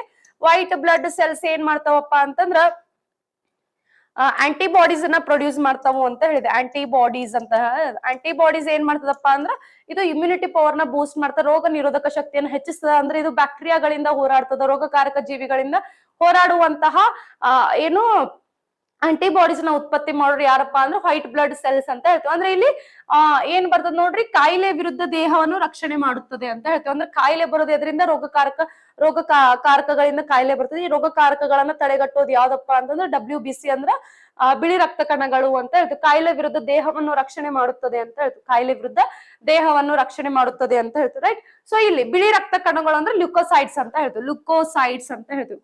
ಲ್ಯೂಕೋಸೈಡ್ಸ್ ಅಂತ ಹೇಳ್ತೀವಿ. ಓಕೆ, ಸೊ ಇವು ಹೆಚ್ಚಾದಾಗ, ಬಿಳಿ ರಕ್ತ ಕಣಗಳು ಹೆಚ್ಚಾಗದ ನಮಗೆ ಏನ್ ಸಿಗ್ತದೆ, ಏನ್ ಬರ್ತದೆ, ಲ್ಯೂಕೇಮಿಯಾ ಕ್ಯಾನ್ಸರ್ ಅನ್ನೋದನ್ನ ಬರ್ತದೆ. ಲ್ಯೂಕೇಮಿಯಾ ಅದೊಂದು ಕ್ಯಾನ್ಸರ್, ಲ್ಯೂಕೇಮಿಯಾ ಅಂತ ಹೇಳ್ತೀವಿ. ಲ್ಯೂಕೇಮಿಯಾ ಅನ್ನೋ ಒಂದು ರೋಗ ಬರ್ತದೆ, ಅಂದ್ರೆ ಕ್ಯಾನ್ಸರ್ ರೋಗ ಬರ್ತದೆ ಬಿಳಿ ರಕ್ತಗಳು ಜಾಸ್ತಿ ಆದ್ರ ಅಂತ ಹೇಳ್ತೇವೆ. ಬಿಳಿ ರಕ್ತಗಳು ಜಾಸ್ತಿ ಆದ್ರ. ಸೊ ಇವು ನಮ್ಮ ದೇಹದ ಸೈನಿಕರಂತೆ ಕೆಲಸ ಮಾಡುತ್ತವೆ. ಯಾವ ಬಿಳಿ ರಕ್ತ ಕಣಗಳು ಅಂತ ಹೇಳ್ತೇವೆ. ಇವು ದೇಹಕ್ಕೆ ಬರುವಂತಹ ರೋಗಾಣುಗಳಂದ್ರೆ ಬ್ಯಾಕ್ಟೀರಿಯಾ ಆಗಿರ್ಬೋದು, ವೈರಸ್ ಆಗಿರ್ಬೋದು, ವಿರುದ್ಧ ಹೋರಾಡಿ ರೋಗ ನಿರೋಧಕ ಶಕ್ತಿಯನ್ನು ಹೆಚ್ಚಿಸ್ತಾವು ಅಂತ ಹೇಳ್ತೇವೆ. ರೋಗದ ನಿರೋಧಕ ಶಕ್ತಿಯನ್ನು ನೀಡುತ್ತದೆ ಅಂತ ಹೇಳ್ತೇವೆ. ಸೊ ಇಲ್ಲಿ ಬಿಳಿ ರಕ್ತ ಕಣಗಳ ಜೀವಿತಾವಧಿ ಎಷ್ಟೈತಿ, 13 ರಿಂದ 20 ದಿನಗಳು. ಕೆಂಪು ರಕ್ತ ಕಣಗಳ ಜೀವಿತಾವಧಿ 120 ದಿನಗಳು ಅಂತ ಹೇಳ್ತೇವೆ, ರೈಟ್. ಸೊ ಇಲ್ಲಿ ಬಿಳಿ ರಕ್ತ ಕಣಗಳ ಜೀವಿತಾವಧಿ ಎಷ್ಟೈತಿ, ಕೇವಲ 13 ರಿಂದ 20 ದಿನಗಳು. ಎದರಿಂದ ಉತ್ಪತ್ತಿ ಆಗಿರ್ತಾವ, ಬೋನ್ ಮ್ಯಾರೋದಿಂದ ಉತ್ಪತ್ತಿ ಆಗಿರ್ತಾವ. ಅಸ್ಥಿ ಮಜ್ಜೆಯಲ್ಲಿ ಇವೇನಾಗ್ತಾವ, ಉತ್ಪತ್ತಿ ಆಗ್ತಾವು ಅಂತ ಹೇಳ್ತೇವೆ. ಬೋನ್ ಮ್ಯಾರೋ ಒಳಗಡೆ ಇವೇನಾಗ್ತಾವ, ಪ್ರೊಡ್ಯೂಸ್ ಆಗ್ತಾವು ಅಂತ ಹೇಳ್ತೇವೆ. ಸೊ ಇಲ್ಲಿ ಗಾಯವಾದಾಗ ರಕ್ತ ಸೋರಿಕೆ ತಡೆಯಲು, ರಕ್ತ ಹೆಪ್ಪುಗಟ್ಟಿಸುವ ಕೆಲಸವನ್ನು ಯಾರು ಮಾಡ್ತಾರಪ್ಪ ಅಂದ್ರೆ ಪ್ಲೇಟ್ಲೆಟ್ಸ್ ಮಾಡ್ತದ ಅಂತ ಹೇಳ್ತೀವಿ. ಯಾರು ಮಾಡ್ತಾರಿ, ಪ್ಲೇಟ್ಲೆಟ್ಸ್, ರಕ್ತ ತಟ್ಟೆಗಳು ಅಥವಾ ಥ್ರೋಂಬೋಸೈಡ್ಸ್ ಅಂತ ಹೇಳ್ತೀವಿ. ಥ್ರೋಂಬೋಸೈಡ್ಸ್ ಅಂತ ಹೇಳ್ತಾರೆ, ರೈಟ್. ಥ್ರೋಂಬೋಸೈಡ್ಸ್ ಮಾಡ್ತಾವ. ಪ್ಲೇಟ್ಲೆಟ್ಸ್ ಒಳಗಡೆ ಇರುವಂತ ಥ್ರೋಂಬೋಸೈಡ್ ಸೆಲ್ಸ್ ಇದ್ರೊಳಗಡೆ ಫೈಬ್ರಿನ್ ಕಂಟೆಂಟ್ ಜಾಸ್ತಿ ಆದಾಗ ಇದು ಏನ್ ಮಾಡ್ತದಪ್ಪ ಅಂತಂದ್ರೆ ರಕ್ತವನ್ನು ಹೆಪ್ಪುಗಟ್ಲಿಕ್ಕೆ ಸಹಾಯ ಮಾಡ್ತದ. ಅಂದ್ರೆ ಯಾವಾಗ ದೇಹದಲ್ಲಿ ಎಲ್ಲಾದ್ರೂ ನಮಗ್ ಗಾಯಗೊಂಡಾಗ, ಅಂದ್ರೆ ಕಂಟಿನ್ಯೂಸ್ ಆಗಿ ಬ್ಲಡ್ ಹೊರಗಡೆ ಹೋಗ್ಲಾರ್ದಂಗ ನಮ್ಮ ಬಾಡಿ ಇದೇನಾಗ್ತದಪ್ಪ ಅಂತಂದ್ರೆ ಬ್ಲಡ್ ಕ್ಲಾಟ್ ಆಗಿ ಬ್ಲೀಡಿಂಗ್ ಅನ್ನ ಸ್ಟಾಪ್ ಮಾಡ್ಲಿಕ್ಕೆ ಯಾರು ಹೆಲ್ಪ್ ಮಾಡ್ತಾರಪ್ಪ ಅಂದ್ರೆ ಥ್ರೋಂಬೋಸೈಡ್ಸ್ ಅಂದ್ರೆ ಪ್ಲೇಟ್ಲೆಟ್ಸ್ ಒಳಗಡೆ ಇರ್ತದೆ. ಪ್ಲೇಟ್ಲೆಟ್ಸ್ ಸಹಾಯ ಮಾಡ್ತಾವು ಅಂತ ನಾವು ಹೇಳ್ತೀವಿ. ಅರ್ಥ ಆಯ್ತಾ? ಸೊ ನೆಕ್ಸ್ಟ್, ಜೀರ್ಣವಾದ ಆಹಾರದ ಪೋಷಕಾಂಶಗಳನ್ನು ದೇಹಾದ್ಯಂತ ಸಾಗಿಸುವ ಕೆಲಸವನ್ನು ರಕ್ತದ ದ್ರವ ಭಾಗವಾದ ಪ್ಲಾಸ್ಮಾ ಮಾಡ್ತದ ಅಂತ ಹೇಳ್ತೀವಿ. ಅಂದ್ರೆ ಈ ಪ್ಲಾಸ್ಮಾ ಏನ್ ಮಾಡ್ತೈತಿ, ಈ ಪ್ಲಾಸ್ಮಾ ಒಳಗಡೆ ನೋಡ್ರಿ, ನಾವು ಪ್ಲಾಸ್ಮಾ ಒಳಗಡೆನೆ ಏನ್ ನೋಡ್ತೇವಪ್ಪ ಅಂತಂದ್ರ RBC ನ ನೋಡ್ತೇವಿ. RBC, WBC, ಅದೇ ರೀತಿ ಮತ್ತೆ ಯಾವ್ದಪ್ಪ ಅಂದ್ರೆ ಬ್ಲಡ್ ಪ್ಲೇಟ್ಲೆಟ್ಸ್ ಅಂತ ಹೇಳ್ತೀವಿ. ಬ್ಲಡ್ ಪ್ಲೇಟ್ಲೆಟ್ಸ್ ಅಂತಂದ್ರೆ ಈ RBC ರೆಡ್ ಬ್ಲಡ್ ಸೆಲ್ಸ್ ಏನ್ ಮಾಡ್ತದ, ನಮ್ಮ ದೇಹದ ಎಲ್ಲಾ ಭಾಗಗಳಿಗೆ ಆಕ್ಸಿಜನ್ ಅನ್ನ ಸಪ್ಲೈ ಮಾಡ್ತದ ಅಂತ ಹೇಳ್ತೀವಿ. ಆಮ್ಲಜನಕ ಏನ್ ಮಾಡ್ತದ, ಸಾಗಾಣಿಕೆ ಮಾಡ್ತದೆ ಎಲ್ಲಾ ಭಾಗಗಳಿಗೆ ಅಂತ ಹೇಳ್ತೀವಿ. ಈ WBC ಏನ್ ಮಾಡ್ತದಪ್ಪ ಅಂತಂದ್ರೆ ರೋಗ ನಿರೋಧಕ ಶಕ್ತಿಯನ್ನು ಹೆಚ್ಚಿಸುವಂತಹ ಆಂಟಿಬಾಡೀಸ್ ನ ಪ್ರೊಡ್ಯೂಸ್ ಮಾಡ್ತದ ಅಂತ ಹೇಳ್ತೀವಿ. ಅದೇ ರೀತಿ ಪ್ಲೇಟ್ಲೆಟ್ಸ್ ಏನ್ ಮಾಡ್ತದಪ್ಪ ಅಂತಂದ್ರೆ ರಕ್ತ ಹೆಪ್ಪುಗಟ್ಟಲು ಸಹಾಯ ಮಾಡ್ತದ ಅಂತ ನಾವು ಹೇಳ್ತೀವಿ, ರೈಟ್. ಸೊ ಇಲ್ಲಿ ಜೀರ್ಣವಾದ ಆಹಾರದ ಪೋಷಕಾಂಶಗಳನ್ನು, ಅಂದ್ರೆ ಇಲ್ಲಿ ನಮ್ದು ಆಹಾರ ಜೀರ್ಣ ಆದಾಗ ಅದ್ರೊಳಗಡೆಯಿಂದ ಬರುವಂತ ಪೋಷಕಾಂಶಗಳು ನಮ್ಮ ದೇಹದ ಎಲ್ಲಾ ಭಾಗಗಳಿಗೆ ಸಪ್ಲೈ ಮಾಡೋರು ಯಾರಪ್ಪ ಅಂದ್ರೆ ಪ್ಲಾಸ್ಮಾ ಅಂತ ಹೇಳ್ತೀವಿ. ರಕ್ತದ ದ್ರವ ರೂಪದಲ್ಲಿರುವಂತಹ ದ್ರವ ರೂಪದ ಭಾಗ ಯಾವ್ದು, ಪ್ಲಾಸ್ಮಾ. ಈ ಪ್ಲಾಸ್ಮಾ ಏನ್ ಮಾಡ್ತದೆ, ಎಲ್ಲಾ ಬಾಡಿ ಪಾರ್ಟ್ಸ್ ಗೆ ನ್ಯೂಟ್ರಿಯೆಂಟ್ಸ್ ಅಂದ್ರೆ ಪೋಷಕಾಂಶಗಳನ್ನು ಸಪ್ಲೈ ಮಾಡ್ತದ ಅಂತ ಹೇಳ್ತೀವಿ. ನೋಡ್ರಿ ಇಲ್ಲಿ ಕೇಳ ನೋಡ್ರಿ, ಬಿಳಿ ರಕ್ತ ಕಣಗಳ ಸಂಖ್ಯೆ ಅತಿಯಾಗಿ ಹೆಚ್ಚಾಗುವ ರಕ್ತದ ಕ್ಯಾನ್ಸರ್ ಸ್ಥಿತಿಯನ್ನು ಏನೆಂದು ಕರೆಯುತ್ತಾರೆ, ಲ್ಯೂಕೇಮಿಯಾ ಅಂತ ಹೇಳ್ತಾರೆ. ಹೆಚ್ಚಾಗುವ ರಕ್ತದ ಕ್ಯಾನ್ಸರ್ ಸ್ಥಿತಿಯನ್ನು ಲ್ಯೂಕೇಮಿಯಾ ಅಂತ ಕರೀತಾರೆ. ಓಕೆ, ಇಲ್ಲಿ ರಕ್ತ ಹೆಪ್ಪುಗಟ್ಟಲು ಪ್ಲೇಟ್ಲೆಟ್ ಗಳಿಗೆ ಸಹಾಯ ಮಾಡುವ ವಿಟಮಿನ್ ಯಾವ್ದಪ್ಪ ಅಂದ್ರೆ ವಿಟಮಿನ್ K ಅಂತ ಹೇಳ್ತೀವಿ. ವಿಟಮಿನ್ K ಇದು ಏನ್ ಮಾಡ್ತದ, ಫೈಬ್ರಿನ್ ಅನ್ನ ಪ್ರೊಡ್ಯೂಸ್ ಮಾಡ್ತದ ಅಂತ ಹೇಳ್ತೀವಿ. ಫೈಬ್ರಿನ್ ಅನ್ನ ಪ್ರೊಡ್ಯೂಸ್ ಮಾಡ್ತೈತಿ. ಸೊ ಈ ಫೈಬ್ರಿನ್ ಏನಾಗ್ತದಪ್ಪ ಅಂತಂದ್ರೆ ರಕ್ತ ಹೆಪ್ಪುಗಟ್ಲಿಕ್ಕೆ ಸಹಾಯ ಮಾಡ್ತದ ಅಂತ, ಪ್ಲೇಟ್ಲೆಟ್ ಗಳ ಜೊತೆ ಕೂಡಿ ರಕ್ತ ಹೆಪ್ಪುಗಟ್ಲಿಕ್ಕೆ ಸಹಾಯ ಮಾಡ್ತದ ಅಂತ ಹೇಳ್ತಾರೆ, ರೈಟ್. ಸೊ ನೆಕ್ಸ್ಟ್ ಕ್ವಶನ್, ಈ ಕೆಳಗಿನವುಗಳಲ್ಲಿ ಯಾವ ಕಾಯಿಲೆ ನೀರು ಕಲುಷಿತೆಯಿಂದ ಬರುತ್ತದೆ ಅಂತ ಹೇಳ್ತೀವಿ.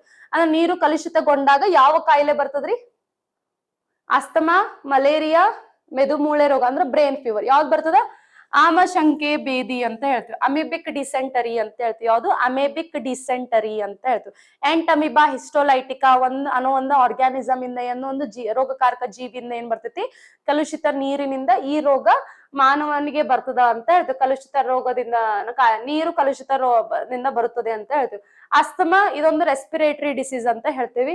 ಮಲೇರಿಯಾ ಇದು ಹೆಣ್ಣು ಅನಾಫಿಲಸ್ ಸೊಳ್ಳೆಯಿಂದ ಬರ್ತದ ಅಂತ ಹೇಳ್ತೀವಿ. ಮೆದೆಮೂಳ ರೋಗ ಇದನ್ನು ಬ್ರೈನ್ ಫೀವರ್ ಅಂತ ಹೇಳ್ತೀವಿ. ಬ್ರೈನ್ ಫೀವರ್ ಇದನ್ನು ಒಂದು ಸೊಳ್ಳೆಯಿಂದನೇ ಬರುತ್ತದೆ ಅಂತ ಹೇಳ್ತೀವಿ. ಇದು ಎಂಟಮಿಬಾ ಹಿಸ್ಟೋಲಿಟಿಕಾ ಎಂಬ ಪರವಾಲಂಬಿ ಜೀವಿಯಿಂದ ಕಲುಷಿತ ನೀರನ್ನು ಕುಡಿಯುವುದರಿಂದ ಬರುತ್ತದೆ ಅಂತ ಹೇಳ್ತೀವಿ. ಯಾವುದು, ಅಮೇಬಿಕ್ ಡಿಸೆಂಟ್ರಿ ಅಂತ ಹೇಳ್ತೀವಿ. ಅಮೇಬಿಕ್ ಡಿಸೆಂಟ್ರಿ ಇದೈತಲ್ಲ ಆಮಶಂಖ್ಯ ಭೇದೆ ಅಮೆಬಿಕ್ ಡಿಸೆಂಟ್ರಿ.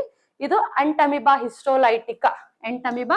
ಹಿಸ್ಟೋಲೈಟಿಕಾ ಎಂಬ ಪರವಾಲಂಬಿ ಅಂತ ಹೇಳ್ತೀವಿ, ಪ್ಯಾರಾಸೈಟ್. ಇದೊಂದು ಪ್ಯಾರಾಸೈಟ್ ಅಂತ ಹೇಳ್ತೀವಿ. ಎಂಡೋ ಪ್ಯಾರಾಸೈಟ್, ಎಕ್ಸೋ ಪ್ಯಾರಾಸೈಟ್ ಅಂತ ಎರಡು ಬರ್ತಾವ. ಓಕೆ, ಅದ್ರ ಒಳಗಡೆ ಎಂಡೋ ಅಂತಂದ್ರ ಒಳಗಡೆ ಇರೋದು, ಎಕ್ಸೋ ಅಂತಂದ್ರೆ ದೇಹದ ಹೊರಗಡೆ ಇರೋದು. ಎಂಡೋ ಪ್ಯಾರಾಸೈಟ್ ಅಂತಂದ್ರೆ ಎಂಡೋ ಪ್ಯಾರಾಸೈಟ್ ಮತ್ತ ಎಕ್ಸೋ ಪ್ಯಾರಾಸೈಟ್ ಅಂತ ಹೇಳ್ತೀವಿ, ರೈಟ್. ಎಂಡೋ ಅಂತಂದ್ರ ಶರೀರದ ಒಳಗಡೆ ಇರೋದು, ಎಕ್ಸೋ ಅಂತಂದ್ರೆ ಶರೀರದ ಹೊರಗಡೆ ಇರೋದು. ಶರೀರದ ಒಳಗಡೆ ಇರೋದು ಅಂತಂತಂದ್ರೆ ನಮಗ ಸ್ಮಾಲ್ ಇಂಟೆಸ್ಟೈನ್ ಒಳಗಡೆ ಅಂದ್ರೆ ಸಣ್ಣ ಕರುಳಿನಲ್ಲಿ ಏನಾಗ್ತದ, ಡೈಜೆಸ್ಟಿವ್ ಪ್ರಾಬ್ಲಮ್ಸ್ ಅನ್ನ ತರ್ತದ, ಲೂಸ್ ಮೋಷನ್ ಅಂತ ತರ್ತಾವ. ಅಂತವ್ ಟೇಪ್ ವರ್ಮ್ಸ್ ಆಗಿರ್ಬೋದು, ರೌಂಡ್ ವರ್ಮ್ಸ್ ಆಗಿರ್ಬೋದು. ಓಕೆ, ಅವೆಲ್ಲ ಏನಪ್ಪಾ ಅಂತಂದ್ರೆ ಎಂಡೋ ಪ್ಯಾರಾಸೈಟ್ಸ್ ಅಂತೇವೆ. ಎಕ್ಸೋ ಪ್ಯಾರಾಸೈಟ್ಸ್ ಅಂತಂದ್ರೆ ತಿಗಣೆ, ಉಣ್ಣೆ, ಹೇನು, ಇವೆಲ್ಲ ಏನಂತೇವೆ ಎಕ್ಸೋ ಪ್ಯಾರಾಸೈಟ್ಸ್ ಅಂತಂದ್ರೆ ನಮ್ಮ ಶರೀರದ ಮೇಲೆ ಎದ್ಕೊಂಡು ಏನ್ ಮಾಡ್ತಾವ, ಇವು ನಮ್ಮ ರಕ್ತವನ್ನು ಹೀರ್ಕೊಳ್ಳೋದ್ ಮುಖಾಂತರ ರಕ್ತದ ಒಳಗಡೆ ಇರುವಂತ ಪೋಷಕಾಂಶಗಳನ್ನ ಇವು ತಗೊಂತಾವು ಅಂತ ಹೇಳ್ತೇವೆ. ಹೌದಾ, ಸೊಳ್ಳೆ ಆಗಿರೋ ಪ್ಯಾರಾಸೈಟ್ಸ್ ಅಂದ್ರೆ ದೇಹದ ಮೇಲೆ ಇರುವಂತ ತಿಗಣಿ, ಉಣ್ಣೆ, ಹೇನು ಅಂತ ಹೇಳ್ತೇವೆ, ರೈಟ್. ಸೊ ಇಲ್ಲಿ ಇದು ಒಂದು ಎಂಟಮಿಬಾ ಹಿಸ್ಟೋಲೈಟಿಕಾ ಅನ್ನೋದೊಂದು ಎಂಡೋ ಪ್ಯಾರಾಸೈಟ್ ಅಂತ ಹೇಳ್ತೇವೆ. ಇದೊಂದು ಪರವಾಲಂಬಿ ಅಂತ ಹೇಳ್ತೇವಿ. ಈ ಜೀವಿಯಿಂದ ಕಲುಷಿತ ನೀರನ್ನು ಕುಡಿಯೋದ್ರಿಂದ ಇದು ಏನಾಗ್ತದೆ, ನಮ್ಮ ಶರೀರದ ಒಳಗಡೆ ಎಂಟ್ರಿ ಆಗಿ ಸ್ಮಾಲ್ ಇಂಟೆಸ್ಟೈನ್ ಒಳಗಡೆ ಎಂಟ್ರಿ ಆಗಿ ಅಲ್ಲಿ ಏನಾಗ್ತದ, ಡೈಜೆಸ್ಟಿವ್ ಪ್ರಾಬ್ಲಮ್ಸ್ ತಂದು ಇದು ಅಮಿಬಿಕ್ ಡಿಸೆಂಟ್ರಿ ಅನ್ನೋ ಒಂದು ರೋಗವನ್ನು ತರ್ತದ ಅಂತ ಹೇಳ್ತೇವೆ, ರೈಟ್. ಸೊ ನೆಕ್ಸ್ಟ್ ಕ್ವಶನ್ ಏನೈತೆ ನೋಡ್ರಿ. ಸಾಮಾನ್ಯವಾಗಿ ಮನೆಯಲ್ಲಿ ಬಳಸುವಂತ ಸಕ್ಕರೆ ಡ್ಯಾಶ್ ಆಗಿರುತ್ತದೆ. ಸಾಮಾನ್ಯವಾಗಿ ನಾವು ಮನೆಯಲ್ಲಿ ಬಳಸುವಂತ ಸಕ್ಕರೆ ಏನಾಗಿರ್ತದೆ, ಸುಕ್ರೋಸ್ ಅಂತ ಹೇಳ್ತೇವೆ. Sucrose, glucose, galactose, maltose. ಅಂದ್ರೆ ಇವೆಲ್ಲ ಸುಕ್ರೋಸ್ ಅಂದ್ರೆ ಏನು, ಗ್ಲೂಕೋಸ್ ಅಂದ್ರೆ ಏನು, ಗ್ಯಾಲಕ್ಟೋಸ್ ಅಂದ್ರೆ ಏನು, ಮಾಲ್ಟೋಸ್. ಸುಕ್ರೋಸಿಗೆ ನಾವೇನಂತೀವಿ, ಟೇಬಲ್ ಶುಗರ್ ಅಂತಾನು ಅಂತೀವಿ. ಸುಕ್ರೋಸಿಗೆ. ಓಕೆ, ನಾವು ಮನೆಯಲ್ಲಿ ಬಳಸುವಂತಹ ಬಿಳಿ ಸಕ್ಕರೆಯು ಸುಕ್ರೋಸ್ ಆಗಿದೆ ಅಂತ ಹೇಳ್ತೀವಿ. ಇದು ಗ್ಲೂಕೋಸ್ ಮತ್ತು ಫ್ರುಕ್ಟೋಸ್ ಎಂಬ ಎರಡು ಸರಳ ಸಕ್ಕರೆ ಅಣುಗಳ ಸೇರಿ ಉಂಟಾಗುವಂತ ದ್ವಿಶರ್ಕರ ಅಂತ ಹೇಳ್ತದೆ. ದ್ವಿಶರ್ಕರ ಅಂತಂದ್ರ ಗ್ಲೂಕೋಸ್ ಮತ್ತು ಫ್ರುಕ್ಟೋಸ್ ಎರಡೂದ್ರಿಂದ ಏನಾಗ್ತದೆ, ಇದು ಉಂಟಾಗ್ತದೆ ಡೈಸ್ಯಾಕರೈಡ್ಸ್ ಅಂತ ಹೇಳ್ತೀವಿ. ಡೈಸ್ಯಾಕರೈಡ್ಸ್ ಮತ್ತೆ ಮೊನೋಸ್ಯಾಕ್ರೈಡ್ಸ್ ಅಂತ ಹೇಳ್ತೀವಿ. ಡೈಸ್ಯಾಕ್ರೈಡ್ಸ್, ಮೊನೋಸ್ಯಾಕ್ರೈಡ್, ಟ್ರೈಸ್ಯಾಕ್ರೈಡ್ಸ್ ಅಂತ ಮೂರ್ ಬರ್ತಾವು.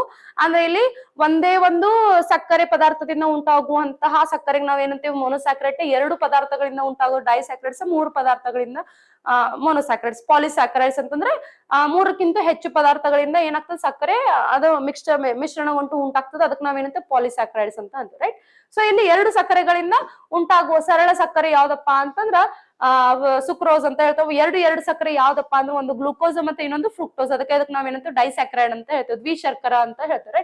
ಸೊ ಇಲ್ಲಿ ಸುಕ್ರೋಸ್ ಇದನ್ನು ಕಬ್ಬಿನ ಸಕ್ಕರೆ ಅಥವಾ ಟೇಬಲ್ ಶುಗರ್ ಅಂತ ಹೇಳ್ತೀವಿ. ಸುಕ್ರೋಸಿಗೆ ನಾವೇನಂತೀವಿ, ಕಬ್ಬಿನ ಸಕ್ಕರೆ. ಅಂದ್ರೆ ಇದು ಶುಗರ್ ಕೇನಿಂದ ತಯಾರು ಮಾಡಿರುವಂತ ಸಕ್ಕರೆ ಅಂತ ಹೇಳ್ತೀವಿ. ಕಬ್ಬಿನಿಂದ ತಯಾರು ಮಾಡಿರುವಂತ ಸಕ್ಕರೆ, ಅದಕ್ಕೆ ಅದು ಕಬ್ಬಿನ ಸಕ್ಕರೆನೂ ಅಂತೀವಿ. ಅದೇ ರೀತಿ ಟೇಬಲ್ ಶುಗರ್ ಅಂತಾನು ಅಂತೀವಿ, ರೈಟ್. ನೆಕ್ಸ್ಟ್ ಇದು ಗ್ಲೂಕೋಸ್ ನಾವೇನಂತೀವಿ, ಬ್ಲಡ್ ಶುಗರ್ ಅಂತ ಹೇಳ್ತೀವಿ. ಇದು ಮೊನೋಸ್ಯಾಕ್ರೈಡ್ ಅಂತ ಹೇಳ್ತೀವಿ, ಏಕ ಶರ್ಕರ ಅಂತ ಹೇಳ್ತೀವಿ, ರೈಟ್.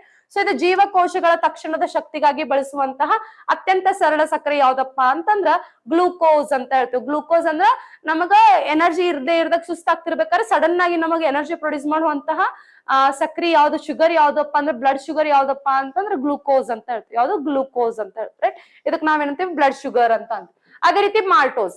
ಆದ್ರೆ ಈ ಮಾಲ್ಟೋಸ್ ಮೊಳಕೆ ಬಂದಂತ ಧಾನ್ಯಗಳಲ್ಲಿ ನಾವು ಏನ್ ಮಾಡ್ತೀವಪ್ಪ ಅಂದ್ರೆ ಮಾಲ್ಟ್ ಸಕ್ಕರೆ ಅಂದ್ರೆ ಸಿಗುವಂತಹ ಮಾಲ್ಟ್ ಸಕ್ಕರೆಗೆ ನಾವ್ ಏನಂತೀವಿ, ಮಾಲ್ಟೋಸ್ ಅಂತ ಅಂತೀವಿ. ಅಂದ್ರೆ ಇಲ್ಲಿ ಮೊಳಕೆಗೊಂಡಂತಹ ಧಾನ್ಯಗಳಲ್ಲಿ ಮೊಳಕೆ ಸ್ಪ್ರೌಟ್ಸ್ ಬಂದಿರುವಂತಹ ಗ್ರೇನ್ಸ್ ಒಳಗಡೆ ನಮ್ಗೆ ಸಿಗುವಂತಹ ಶುಗರಿಂಗ್ ನಾವೇನಂತೀವಪ್ಪ ಅಂದ್ರೆ ಮಾಲ್ಟೋಸ್ ಅಂತ ಕರಿತೀವಿ, ರೈಟ್. ನೆಕ್ಸ್ಟ್ ಹಾಲಿನಲ್ಲಿ ಕಂಡು ಬರುವಂತಹ ಸಕ್ಕರೆ ಅಂಶಕ್ಕೆ ನಾವೇನಂತೀವಿ, ಲ್ಯಾಕ್ಟೋಸ್ ಅಂತ ಅಂತೀವಿ. ಹಾಲಿನಲ್ಲಿ ಕಂಡು ಬರುವಂತಹ ಸಕ್ಕರೆ ಅಂಶಕ್ಕೆ ನಾವೇನಂತೀವಿ, ಲ್ಯಾಕ್ಟೋಸ್ ಅಂತೀವಿ. ಅದೇ ರೀತಿ ಹಣ್ಣು ಮತ್ತು ಜೇನುತುಪ್ಪಗಳಲ್ಲಿ ಕಂಡು ಬರುವಂತಹ ಸಕ್ಕರೆ ಅಂಶಕ್ಕೆ ನಾವೇನಂತೀವಿ, ಫ್ರುಕ್ಟೋಸ್ ಅಂತ ಅಂತೀವಿ. ಇದು ಗೊತ್ತಿರ್ಬೇಕು. ಓಕೆ, ಮಾಲ್ಟೋಸ್ ಅಂದ್ರೆ ಏನು, ಲ್ಯಾಕ್ಟೋಸ್ ಅಂದ್ರೆ ಏನು, ಸುಕ್ರೋಸ್ ಅಂದ್ರೆ ಏನು, ಗ್ಲೂಕೋಸ್ ಅಂದ್ರೆ ಏನು, ಫ್ರುಕ್ಟೋಸ್ ಅಂತಂದ್ರೆ ಏನು ಗೊತ್ತಿರ್ಬೇಕು, ರೈಟ್. ಇವು ಇದ್ರ ಮೇಲೆ ನಿಮ್ಮ ಕ್ವಶನ್ಸ್ ಅನ್ನ ರಿಪೀಟೆಡ್ ಆಗಿ ಕೇಳ್ತಾನ ಅಂತ ಹೇಳ್ತೀವಿ. ಓಕೆ, ಸೊ ಇಲ್ಲಿ ಹಣ್ಣುಗಳು ಮತ್ತು ಜೇನುತುಪ್ಪಗಳಿಂದ ಅದ್ರೊಳಗಡೆ ಇರುವಂತಹ ಸಿಹಿ ಪದಾರ್ಥವನ್ನು ಕೊಡುವಂತಹ ಸಕ್ಕರೆ ಯಾವ್ದಪ್ಪ ಅಂತಂದ್ರೆ ಫ್ರುಕ್ಟೋಸ್ ಅಂತ ಹೇಳ್ತೀವಿ. ಯಾವ್ದು, ಫ್ರುಕ್ಟೋಸ್. ಅರ್ಥ ಆಯ್ತ್ರಿ? ಸೊ ನೆಕ್ಸ್ಟ್ ಕ್ವಶನ್, ಈ ಕೆಳಗಿನವುಗಳಲ್ಲಿ ಯಾವ ಹೇಳಿಕೆ ತಪ್ಪು? ಈ ಕೆಳಗಿನವುಗಳಲ್ಲಿ ಯಾವ ಹೇಳಿಕೆ ತಪ್ಪು ಅಂತ ಹೇಳ್ತೀವಿ. ಯಾವ ಹೇಳಿಕೆ ತಪ್ಪೈತ್ರಿ ಕೆಳಗಿನ ಒಳಗಡೆ? ಮರ ನೀರಿನಲ್ಲಿ ತೇಲುತ್ತದೆ, ಕಬ್ಬಿಣ ನೀರಿನಲ್ಲಿ ಮುಳುಗುತ್ತದೆ, ಪಾದರಸ ನೀರಿನಲ್ಲಿ ತೇಲುತ್ತದೆ, ಅದೇ ರೀತಿ ಕಬ್ಬಿಣ ಪಾದರಸದಲ್ಲಿ ತೇಲುತ್ತದೆ. ಯಾವ್ದು ತಪ್ಪಪ್ಪ ಅಂತಂದ್ರೆ ಇದು ತಪ್ಪ್ರಿ. ಕಬ್ಬಿಣ ಪಾದರಸದಲ್ಲಿ ತೇಲುತ್ತದೆ ಅಲ್ಲ, ಕಬ್ಬಿಣ ಪಾದರಸದಲ್ಲಿ ಮುಳುಗುತ್ತದೆ. ಯಾಕಪ್ಪ ಅಂತಂದ್ರೆ ಇಲ್ಲಿ ಆರ್ಕಿಮೆಡಿಸ್ ಪ್ರಿನ್ಸಿಪಲ್ ಫಾಲೋ ಮಾಡ್ತೇವ್ರಿ ನಾವು. ಆರ್ಕಿಮೆಡಿಸ್ ಪ್ರಿನ್ಸಿಪಲ್ ಅಂತ ಹೇಳ್ತೀವಿ, ಆರ್ಕಿಮೆಡಿಸ್ ತತ್ವ ಅಂತ ಹೇಳ್ತೀವಿ. ಆರ್ಕಿಮೆಡಿಸ್ ತತ್ವ. ಏನ್ ಆರ್ಕಿಮಿಡಿಸ್ ತತ್ವ ಅಂದ್ರೆ ನೋಡ್ಕೊಂಡಿರಿ ಪ್ರೀವಿಯಸ್ ಕ್ಲಾಸಸ್ ಒಳಗೊಂಡ ಆರ್ಕಿಮಿಡಿಸ್ ಪ್ರಿನ್ಸಿಪಲ್ ಅಂತ ಬಾಳ ಸತೆ ಹೇಳಿ ನಿಮಗ, ಸ್ವಲ್ಪ ಅದನ್ನ ಹೋಗಿ ನೋಡ್ಕೋರಿ ಅಂತ ಹೇಳಿನಿ. ಈ ಹೇಳಿಕೆ ಸುಳ್ಳು ಯಾಕಪ್ಪ ಅಂತಂದ್ರೆ ಇಲ್ಲಿ ಪಾದರಸವು ನೀರಿಗಿಂತ ಹೆಚ್ಚು ಸಾಂದ್ರತೆ ಆಗಿರುತ್ತದೆ ಮತ್ತು ತಕ್ಷಣವೇ ಮುಳುಗುತ್ತದೆ ಅಂತ ಹೇಳ್ತೀವಿ. ಪಾದರಸವು ನೀರಿಗಿಂತ ಹೆಚ್ಚು ಸಾಂದ್ರತೆ ಹೊಂದಿರ್ತದೆ ಮತ್ತು ಅದೇ ರೀತಿ ಅದು ತಕ್ಷಣ ಮುಳುಗುತ್ತದೆ ಅಂತ ಹೇಳ್ತೀವಿ. ಹೌದಾ? ಸೊ ಇಲ್ಲಿ ಪಾದರಸವು ನೀರಿಗಿಂತ ಪಾದರಸವು ನೀರಿನಲ್ಲಿ ತೇಲುತ್ತದೆ ಅಂತ ಹೇಳ್ತೀವಿ. ಪಾದರಸ ನೀರಿಂದ ಅದು ಹೆಚ್ಚು ಏನಾಗಿರ್ತದಪ್ಪ ಅಂತಂದ್ರ ಸಾಂದ್ರತವಾಗಿರ್ತದ, ಅದಕ್ಕೆ ಅದು ತೇಲಂಗಿಲ್ಲ, ಅದು ಏನಾಗ್ತದ ಮುಳುಗ್ತದ ಅಂತ ಹೇಳ್ತೀವಿ. ಸೊ ಇಲ್ಲಿ ಆರ್ಕಿಮಿಡಿಸ್ ತತ್ವದ ಪ್ರಕಾರ ಆರ್ಕಿಮಿಡಿಸ್ ತತ್ವ ಏನ್ ಹೇಳ್ತದಪ್ಪ ಅಂತಂದ್ರೆ ಒಂದು ವಸ್ತುವಿನ ಸಾಂದ್ರತೆಯು ಅದನ್ನು ಇರಿಸಲಾದ ದ್ರವಕ್ಕಿಂತ ಕಡಿಮೆ ಇದ್ದರೆ ಅದು ಆವಾಗ ಏನಾಗ್ತದ, ಅದು ಮಾತ್ರ ತೇಲ್ತದ ಅಂತ ಹೇಳ್ತೀವಿ. ಅಂದ್ರೆ ಒಂದು ವಸ್ತುವಿನ ಸಾಂದ್ರತೆ ಅದನ್ನು ಇರಿಸಲಾದ ದ್ರವಕ್ಕಿಂತ ಕಡಿಮೆ ಇದ್ದರೆ ಮಾತ್ರ. ಆದ್ರೆ ಫಾರ್ ಎಕ್ಸಾಂಪಲ್ ಈಗ ಮರ್ಕ್ಯೂರಿ ಇದು ಒಂದು ವಸ್ತು, ಇದನ್ನ ಇರಿಸಲಾರ್ದಂತಹ ದ್ರವ ಯಾವ್ದಪ್ಪ ಅಂದ್ರೆ ವಾಟರ್ ಅಂತ ಹೇಳ್ತಾರೆ, ನೀರು ಅಂತ ಹೇಳ್ತಾರೆ. ಹೌದಾ? ಸೊ ಈ ಮರ್ಕ್ಯೂರಿ ಇದು ನೀರಿನಗಿಂತ ಏನಾಗಿತ್ತಪ್ಪ ಅಂತಂದ್ರೆ ವಸ್ತುವಿನ ಸಾಂದ್ರತೆ ಡೆನ್ಸಿಟಿ ಏನಿರ್ಬೇಕು, ಮರ್ಕ್ಯೂರಿ ಡೆನ್ಸಿಟಿ ವಾಟರ್ ಡೆನ್ಸಿಟಿಗಿಂತ ಕಡಿಮೆ ಇದ್ದಾಗ ಅವಾಗ ಅಷ್ಟೇ ಏನಾಗ್ತದ, ಈ ಮರ್ಕ್ಯೂರಿ ಏನಾಗ್ತದ ಮೇಲ್ಗಡೆ ಫ್ಲೋಟ್ ಆಗ್ತದ. ಇಲ್ಲ ಅಂತಂದ್ರೆ ಇಲ್ಲಿ ಏನಾಗ್ತದ, ವಾಟರ್ ಡೆನ್ಸಿಟಿಗಿಂತಲೂ ಮರ್ಕ್ಯೂರಿ ಡೆನ್ಸಿಟಿ ಜಾಸ್ತಿ ಇತ್ತಪ್ಪ ಅಂದ್ರೆ ಮರ್ಕ್ಯೂರಿ ಏನಾಗ್ತದ, ನೀರಿನ ಒಳಗಡೆ ಮುಳುಗ್ತದ ಅಂತ ಹೇಳ್ತೀವಿ. ನೀರಿನ ಒಳಗಡೆ ಏನಾಗ್ತದ, ಮುಳುಗ್ತದ ಅಂತ ಸಿಂಕ್ ಆಗ್ತದ ಅಂತ ನಾವು ಹೇಳ್ತೇವೆ.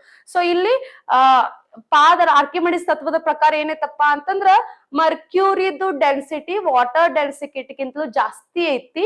ಓಕೆ, ಸೊ ಅದರ ಸಂಬಂಧ ಇಲ್ಲಿ ಏನಾಗ್ತದಪ್ಪ ಅಂತಂದ್ರ ಮರ್ಕ್ಯೂರಿ ಏನಾಗ್ತದ, ಮುಳುಗ್ತೈತಿ, ತೇಲಂಗಿಲ್ಲ. ಇದ್ರ ಆನ್ಸರ್ ನಾ ನಿಮ್ಗೆ ಉಲ್ಟಾ ಹೇಳಿನಿ. ಓಕೆ, ಆನ್ಸರ್ ಏನೈತಿ, ಸಿ ಐತಿ. ಆನ್ಸರ್ ಏನೈತಿ, ಸಿ ಐತಿ. ಪಾದರಸವು ನೀರಿನಲ್ಲಿ ತೇಲುತ್ತದೆ ಅಂತ ಐತಿ. ಪಾದರಸವು ನೀರಿನಲ್ಲಿ ಇದು ತೇಲುತ್ತದೆ ಬಿಟ್ಟು ಏನಾಗ್ತದ, ಮುಳುಗುತ್ತದೆ ಆಗ್ಬೇಕು, ಮುಳುಗುತ್ತದೆ. ಯಾಕಂತಂದ್ರ ಇಲ್ಲಿ ಪಾದರಸದ ಸಾಂದ್ರತೆ ನೀರಿನ ಸಾಂದ್ರತೆಗಿಂತಲೂ ಜಾಸ್ತಿ ಐತಿ. ಓಕೆ, ಅದಕ್ಕೋಸ್ಕರ ಇಲ್ಲಿ ಪಾದರಸ ನೀರಿನ ಒಳಗಡೆ ತೇಲಂಗಿಲ್ಲ, ಪಾದರಸ ನೀರಿನ ಒಳಗಡೆ ಏನಾಗ್ತದ, ಮುಳುಗ್ತದ ಅಂತ ಹೇಳ್ತೇವೆ. ಪಾದರಸ ನೀರಿನ ಒಳಗಡೆ ಏನಾಗ್ತದ, ಮುಳುಗ್ತದ ಅಂತ ನಾವು ಹೇಳ್ತೇವೆ. ರೈಟ್? ಸೊ ಇಲ್ಲಿ ಪಾದರಸ ಮತ್ತೆ ನೀರಿಗೆ ಹೋಲಿಸಿದ್ರೆ ಇದ್ರ ಸಾಂದ್ರತೆ ಎಷ್ಟೈತಿಯಪ್ಪ ಅಂದ್ರೆ ಪಾದರಸದ ಸಾಂದ್ರತೆ ಎಷ್ಟೈತಿ, approximately 13.6 degree per centimetre cube ಐತಿ. 13.6 ಗ್ರಾಮ್ ಪರ್ ಸೆಂಟಿಮೀಟರ್ ಕ್ಯೂಬ್ ಐತಿ. ಯಾವ್ದ್ರದ್ದು, ಪಾದರಸದ. ನೀರಿಂದ ಎಷ್ಟೈತಿ, 1 ಗ್ರಾಮ್ ಪರ್ ಸೆಂಟಿಮೀಟರ್ ಕ್ಯೂಬ್ ಐತಿ. 1 ಗ್ರಾಮ್ ಪರ್ ಸೆಂಟಿಮೀಟರ್ ಅಂದ್ರೆ ಇದ್ರೊಳಗಡೆ ಡೆನ್ಸಿಟಿ ಯಾವ ಜಾಸ್ತಿ ಆಯ್ತು, ಇದ್ರ ಡೆನ್ಸಿಟಿ ಜಾಸ್ತಿ ಆಯ್ತು. ಅಂದ್ರೆ ಇದೇನಾಗ್ತದ, ನೀರಿನ ಒಳಗಡೆ ತೇಲಂಗಿಲ್ಲ, ನೀರಿನ ಒಳಗಡೆ ಮುಳುಗ್ತದ ಅಂತ ಹೇಳ್ತೀವಿ. ಓಕೆ, ನೋಡ್ರಿ ಇದೇನ್ ಕೊಟ್ಟಾನ, ಒಂದು ವಸ್ತುವಿನ ಸಾಂದ್ರತೆಯು ದ್ರವದ ಸಾಂದ್ರತೆ ಕಡಿಮೆ ಇದ್ದರೆ ಮಾತ್ರ ಅದು ತೇಲುತ್ತದೆ. ಪಾದರಸದ ಸಾಂದ್ರತೆ ಅಷ್ಟೈತಿ, ನೀರಿನ ಸಾಂದ್ರತೆ ಎಷ್ಟೈತಿ, 13 ಪಟ್ಟು ಹೆಚ್ಚಿರೋದ್ರಿಂದ ನೀರಿನಲ್ಲಿ ಮುಳುಗ್ತದೆ ಹೊರತು ತೇಲುವುದಿಲ್ಲ ಅಂತ ಹೇಳಿ. ಅಂದ್ರೆ ಇದು ವಾಟರ್ ಡೆನ್ಸಿಟಿಗಿಂತಲೂ 3 ಪಟ್ಟು ಜಾಸ್ತಿ ಮರ್ಕ್ಯೂರಿದ ಡೆನ್ಸಿಟಿ ಐತಿ. ಅಂದ್ರೆ ನೀರಿನ ಸಾಂದ್ರತೆಗಿಂತಲೂ 3 ಪಟ್ಟು ಜಾಸ್ತಿ ಯಾವ್ದೈತಿ, ಪಾದರಸದ ಸಾಂದ್ರತೆ ಐತಿ. ಅದಕ್ಕೆ ಇದು ನೀರಿನೊಳಗೆ ಏನಾಗ್ತದ, ಮುಳುಗ್ತದ, ತೇಲಂಗಿಲ್ಲ ಅಂತ ಹೇಳೋರು. ಓಕೆ, ನೆಕ್ಸ್ಟ್ ಕ್ವಶನ್ ಏನೈತಿ, ಬಾಹ್ಯಾಕಾಶದಲ್ಲಿ ಇದ್ದಾಗ ಮಾನವನಿಗೆ ಆಕಾಶವು ಈ ರೀತಿ ಕಾಣುತ್ತದೆ. ಸ್ಪೇಸ್ ಒಳಗಡೆ ಇದ್ದಾಗ, ಅರ್ತ್ ಒಳಗಡೆ ಇದ್ದಾಗಲ್ಲ, ಸ್ಪೇಸ್ ಒಳಗಡೆ ಇದ್ದಾಗ ಮನುಷ್ಯನಿಗೆ ಆಕಾಶ ಯಾವ ಬಣ್ಣದಲ್ಲಿ ಕಾಣ್ತದ, ನೇರಳೆ, ಕಪ್ಪು, ಗುಲಾಬಿ, ನೀಲಿ. ಯಾವ ಬಣ್ಣದಾಗ ಕಾಣ್ತದ್ರಿ? ನಾವು ಭೂಮಿ ಒಳಗಡೆ ಇದ್ದಾಗ ನಮಗ ಯಾವ ಬಣ್ಣ ಕಾಣ್ತದ, ನೀಲಿ ಬಣ್ಣ ಕಾಣ್ತದ. ಅದೇ ರೀತಿ ನಾವು ಸ್ಪೇಸ್ ಒಳಗಡೆ ಇದ್ದಾಗ ನಮ್ಗೆ ಯಾವ ಬಣ್ಣ ಕಾಣ್ತದ, ಕಪ್ಪು ಬಣ್ಣ ಕಾಣ್ತದ ಅಂತ ಹೇಳ್ತೀವಿ. ಅಂದ್ರೆ ಇಲ್ಲಿ ಏನಾಗ್ತೈತಿಪ್ಪ ಅಂತಂದ್ರ ರಿಫ್ಲೆಕ್ಷನ್ ಆಫ್ ಲೈಟ್ ಅಂತ ಹೇಳ್ತೇವಿ. ಅಂದ್ರೆ ಲೈಟ್ ಏನಾಗ್ತದ, ರಿಫ್ಲೆಕ್ಷನ್ ಆಗಂಗಿಲ್ಲ, ಪ್ರತಿಫಲನಗೊಳ್ಳಂಗಿಲ್ಲ ಅಂತ ನಾವು ಹೇಳ್ತೀವಿ.